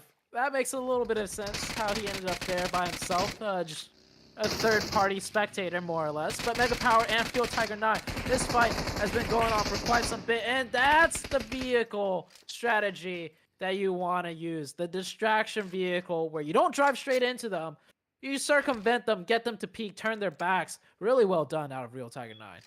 Yeah, just turn around and nail them right in the face with that bait and switch play. Well executed by Real Tiger 9. And I think a big component of that was in the early parts of the game, it was actually just 3 of the Real Tiger 9 players on that coastline. They still had 1 player across the road. When they were comfortable, at the right time, I might add, the 4th player joined them across, and that allowed them to really fully execute that push, and a deserving set of eliminations for them. Still 1 player left from the side of Mega Power, with the distribution of the water and the land in play between the military island and phase 2. It's going to be able to wait on the coastline, much like that last player of Uncanny, but the circle does shift north. Fortunately, for our eyes, it has moved away from Military Island. That's a Milta finish potential right there. How many teams will take that Milta area? In my opinion, the best position in the circle, definitely the toll booth area, right where that M is. Yeah, that is by far a strong, crucial position in this map now. And by the way, real quick, Real Tiger 9, you mentioned how they kept 1 player on the other side, right? Absolutely beautifully done. It's essentially, you know, what the Chinese meta is that they pin players and they pin the other enemy team in to a point where once they're sure, okay, this team is not going to try and counter anything because they know they can't. Once we pin them in and choke them in, then we smash them in the face and push directly into them. So that was really beautifully done by Real Tiger 9. Outside of the toll booth by the M of Milta that you highlighted, the position that Eastern Stars went to on the very, very western edge, I would argue even outside of the Milta compounds, it's the other toll road or toll booth, should I say, also the second best place to go to in this kind of circle. I would agree. It controls a lot of open ground terrain, and those open ground terrains lead to small hillsides, which is another jumping point to the rest of the map. So I 100% agree with you there. Looking at the side of Golden, this is the southwest side. Like, it might seem like we've condensed the circle down to a really small circle, but there's still quite a bit left in play. And it might not end up in the toll booth area at all. We're only circle 3 going into circle 4.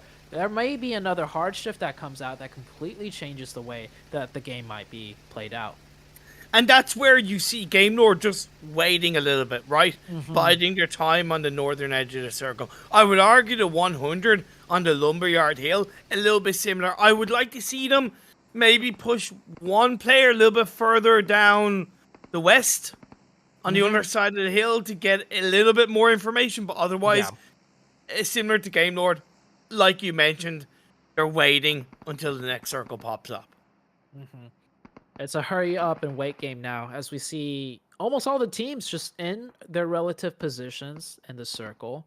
You want to see where that 4th circle hard shift goes to, which, you know, a lot of teams do watch out for. 4th circle is the most crucial point in the game, especially on, you know, air and go, in terms of knowing what you need to do to close out the game, or at least go for a top 5 finish. Red Moon on the far edge, down to 3. Not much info to work with, so they're relying on either a YOLO rotation or a nice circle bless. So we'll see how this one turns out as the next circle is about to shift up on your screen. And all right, toll booth it is for both Eastern Stars and Chasmot Gaming. And 100 Daddy IGO, you said it a second earlier. Well, he's already there getting that advanced scout info. So it's like they can almost hear you, Imperium. Yeah, look, Daddy is a massively experienced player, and it's one of the reasons why I do genuinely regard him as one of the best IGLs in Europe. He may not have had the flashiest success as some other IGLs, but again, those years of experience and the maturity he holds as one of the oldest players in the scene speaks volumes on what he's able to do with this the 100 roster and move into the circle in the way he has. But still, I look at Eastern Stars as having the strongest spot inside this circle. Definitely. Greek Army, though, That's not a strong position whatsoever. Wide out in the open. They did what they could, but the rotation did not work out for them. Game Lord just taking their time. You know, like, Game Lord's a team that they don't have to get a more stronger position, like a power position or anything like that. Teams like Game Lord's caliber can just edge in circle by circle and then take the isolated fights when they need to going into the late game. So that does seem like that's going to be their strategy for this one around, as the circles didn't really shift in their favor.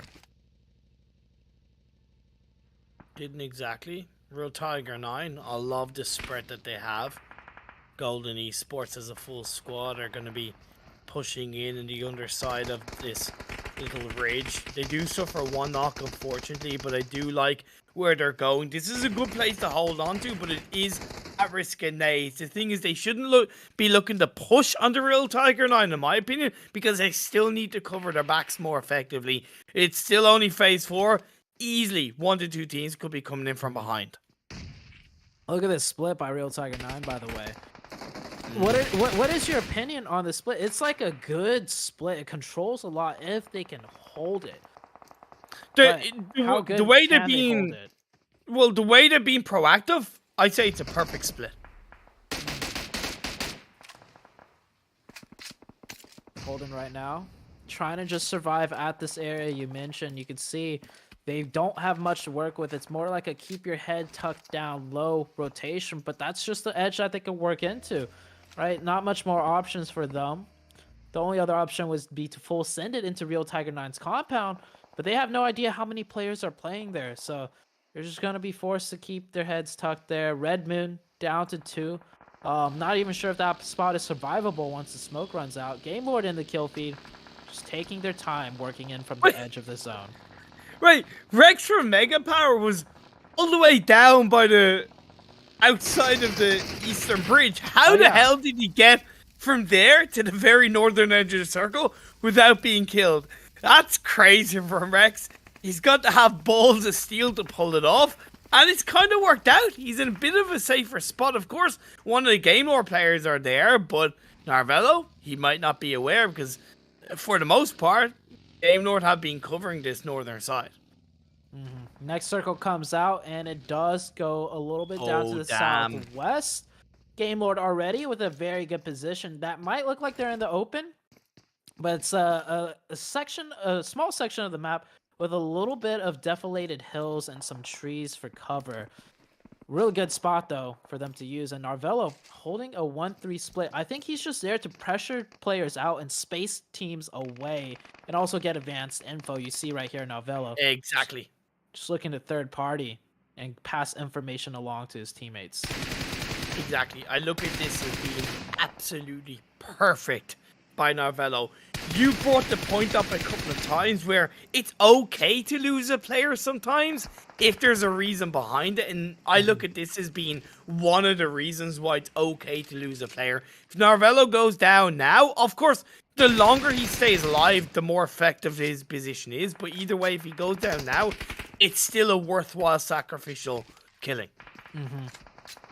He essentially keeps the northern side of the circle super easy for his team to work with by holding such a nasty position on the map. Yeah, it's not in the zone. Yeah, he's by himself. He could get taken down. But look at this. This is what we were just talking about. He does go down. He sprays for a little second too long. But easily, if Narvello had a little better spray control, he would stay alive. And, well, he might even get revived. It gets kind of risky here, going for that revive. But Narvello spaced out the east side of the map. He put out pressure to 100, and then he put out pressure to the west side of the map. So that revive is actually, in a way, kind of set up for himself to be made. So, Game Lord. All right, maybe we sound like we're talking them up too much, but this is Game Lord after all. We said it time and time again. Everything is well calculated with a team that's quite literally the best team overall in this entire tournament. Yeah, like, these are the moments where I can confidently say we know what we're talking about, right? Because Game Lord are making it so easy for us to know what we're talking about. We see the methodicalness. We see what they're trying to do. What they're not trying to do, what they are doing. And now their focus on the northern side of the circle is to eliminate Glor. Job done. Elimination number 5 goes right into the palm of their hands. 6 teams left, 21 players alive. Eastern Stars still holding things out. 4 Romanian men, the other Romanian representatives. The tricky spot to be in. Yes, they have the comfort of the buildings inside the circle, but the next phase, if it moves away, they are going to get wrecked by Game Lord. Oh, Game Lord looking so good right now. This could be a chicken dinner for them, especially with that new circle. Oh my! Look at how clean I know the shots are. Okay, I feel like he could have hit that one too, but that first spray, man. Okay, so we talk about strategy, talk about synergy, positioning, everything. But don't forget, every individual player of Game Lord also has insane aim and mechanics to back it all up. However, I do want to kind of point out all of the players for Game Lord. We're looking at 4 Romanian men. I low-key look at that as a bad idea because they don't have security inside the circle. Leave Victor there to punish and slow down 4 Romanian men. The rest of the team need to cover the other angle, the other side, because the fight between Chazmak and the 100 has not finished. And if anything, they might be able to stick their heads out, at least one player, to see if they can third party from distance, right? So, I mean, there's always ways to improve upon the game. True. But at the end of the day, they're doing what's necessary to control the important side of the circle. Oh my god. Which is the 4 Romanian men's side. So they're just prioritizing this. They could be doing more, but there's nothing wrong. Oh my god, I just saw all 4 players with grenade icons over the top of Game Lord. They are raining down hellfire onto the 4 Romanian men's side. Look at that, and from the other end as well. This is a red zone from Game Lords right now. Call them the Grenade Lords, because that's what they're doing. 4 Romanian men pummeled down to just Dexter, cowering behind a single tree. He's still alive, though. And if anybody can pull it off, it's Dexter. A lovely couple of nades, but he's really going to hit the right target, unfortunately. Looks for Victor, turns around, but Victor sprays it through. Gets a squad right. Red Moon could third party. Versace, opportunity personified, is going to get Victor, but look at that. A third party on the other side by Eastern Stars. You get the return fire on the Versace. That leaves Red Moon down to 1 player. And inadvertently, Eastern Stars gift Game Lord a full squad opportunity. Okay, this last one was for Chazmak. They've already had a beautiful day, a spectacular day. If Pocus could do something as a solo right now, that'd just be the cherry on top. Eastern Stars not getting the better end of this fight between the 100 and them. A little bit of positional mistakes there, maybe. We weren't watching this fight too closely, though, so we don't know how this fight ensued. But Eastern Stars down to 2, the 100 with 3 up. You called the 100 as kind of one of your teams that picking in seeing a strong result, kind of seeing a chicken dinner, and they're making it happen. They are down to 3. It's a little bit tricky because there's kind of 2 teams evolved around this area. The last player, Chazmak and Eastern Stars. There is a potential third party from Game Lord because Game Lord cover one side. They can now focus on the full force of the 100, but indeed, the Eastern Stars play it through. They're going to go down. 4 teams left up. Ocus, still alive, by the way. Playing very quiet. Kill feed definitely got a little hectic there. He knows it might be a 1v2. He's going to instead just not take advantage of that and maybe play spoiler. Maybe he could just... Oh, okay, never mind. He goes down to a Molotov, and that is Pocus out. Oh, we're down to 3 teams. The 100 versus Game Lord, and the Game Lord have the zone advantage, and not just zone advantage, they have really nice positional advantage with this ridge line. It's not going to be looking good for the 100 unless Ed does something here and helps them out. But most likely Ed's just gonna... Oh my god. The MG3 from Victor just doesn't stop spraying through, and Akashi on the other side. That's 2 players knocked down for the 100. Icy Boss. Let's see if he can freeze Game Lord in their tracks. Doesn't look like it anytime soon because the Game Lord players with the Molly here and Molly there, they're looking like the firefighters. And in they come, down they go. The 100 are eliminated. Ed waited for his time to strike. He was able to get 1 knock, but it's just a little bit too early, possibly. He pays the price. Game Lord with the chicken dinner to end the day. always love watching Game Lord secure a chicken dinner. You could see the methodicalness every step of the way. The structure is there.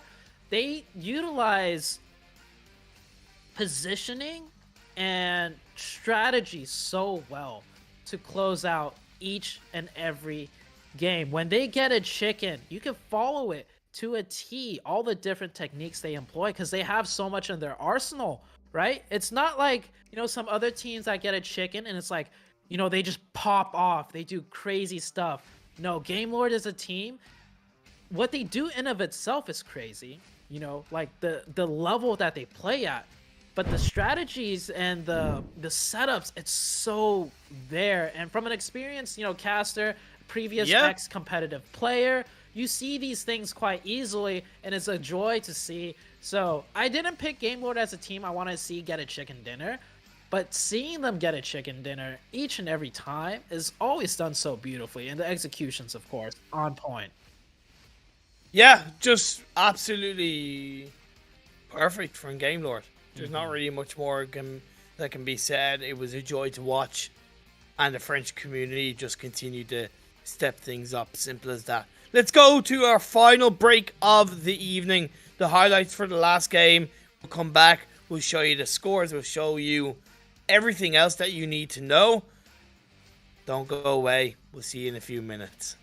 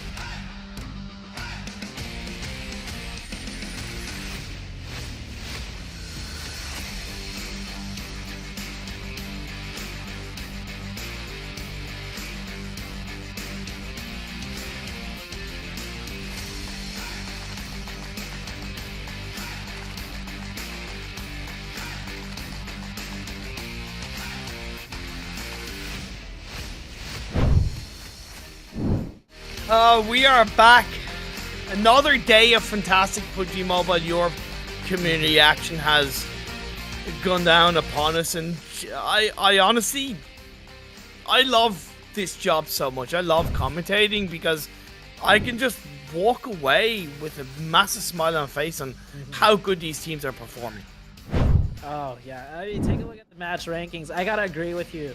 Like, the more I see these teams play and develop, it's like, it's like we can appreciate their success. Like, their success is almost our success because we're able to tell the story about it, right? We're able to follow their journey, and we're just as invested. And as far as all the viewers go that are watching, I hope you guys can feel that passion, not just from us, but from the players themselves who spend in countless of hours practicing and developing the skills just for, you know, trying to be the best. So, really good games today. I think the games the past 3 days have been quite spectacular. Definitely, and I know this is kind of off topic, and we'll get a little bit more into the match rankings because I do have some statistics to throw out there. But someone put a tweet out today or yesterday saying, like, interesting debate. It's super hard to find an even perspective. What's more exhausting, casting or playing essentially competitively? They reference the CSGO thing of 3 best of 3s, and my perspective hasn't always will be that playing any competitive esport at a high level is way more stressful, way more pressurizing, because we see that it's not just the 2.5 hours that they're playing that they're putting in. It's a day in, day out scrims, the night in, night out scrims, the day in, day out VOD review, the night in, night out team meetings. It's everything else that goes behind it. And don't get me wrong, I put in a hell of a lot of work for casting, but I will never, ever, ever stop appreciating and understanding that playing this game is so much more stressful, so much more difficult. And I think you could certainly attest to that, Zute. I would first start off, it's 2 different grinds. There's a lot of work that casters do off screen as well, as far as making connections so you get your next gig, right? So you get your next job. It's like a whole different aspect, but for sure, competing, it's very stressing and sometimes even depressing, you know, when you don't do well, when your teammates don't like you, when you let down your team, when there's a chance of you being cut from the team. It's a whole different ball field. But let's take a look at the match rankings real quick right now. So, Game Lord coming up huge, and Red Moon. Yes. The sole representatives, they had a good game too. They had a 0-pointer on Sandhawk, but they're bouncing back with a 17 points. So, really good job by Red Moon. They kind of know that, you know, as a sole representative for today, they have to put something out there so that when they are playing as a 2 community team the next day, it's not a huge point gap that they have to catch up on. So good job by the Red Moon and the 100 as well. Good seeing them show up. For sure. In reference to Red Moon, they can't control the fact that there's 2 German representatives, but to give you a bit of a perspective, they got 41 points in total for the day, Red Moon, as a solo Italian representative. The German community in total with 2 teams, 33 points in today's games. So that's really positive for Red Moon in the fight to kind of catch up with Germany and possibly break in towards the top 3. But the battle for first and second, that cushion has once again increased for Game Lord, but it was a massive day for Romania. 118 points across the 4 games for the 2 Romanian teams. Unfortunately, overshadowed by France once again. 123 points. Wow, 123. Sheesh. Yeah. I mean, that's insane. I want to see these teams play in the next stage of, like, the tournaments, right? The next competitive tournament coming out. And it's an absolute blast seeing these teams. And we're not even done yet. I'm talking like we're done, but there's still more days to come right, Imperium? And with the way everything is trending, like each day just gets better and better, not just for the top teams, but the teams, you know, trying to get themselves up there, like the 100, Greek Army. Yes. I love that dynamic, how it's not just the top teams we're following, it's also the teams that are struggling that are improving. So, I mean, I just can't wait for the next couple of days and see where things eventually end. Yeah, big time, big time. I'm looking forward to seeing the overall standings coming into tomorrow's games. You're going to have to wait till tomorrow to view it. Another day of action is going to be upon us. Join us at the same time, same place. Have a lovely evening. Stay safe, stay awesome, and see you all tomorrow.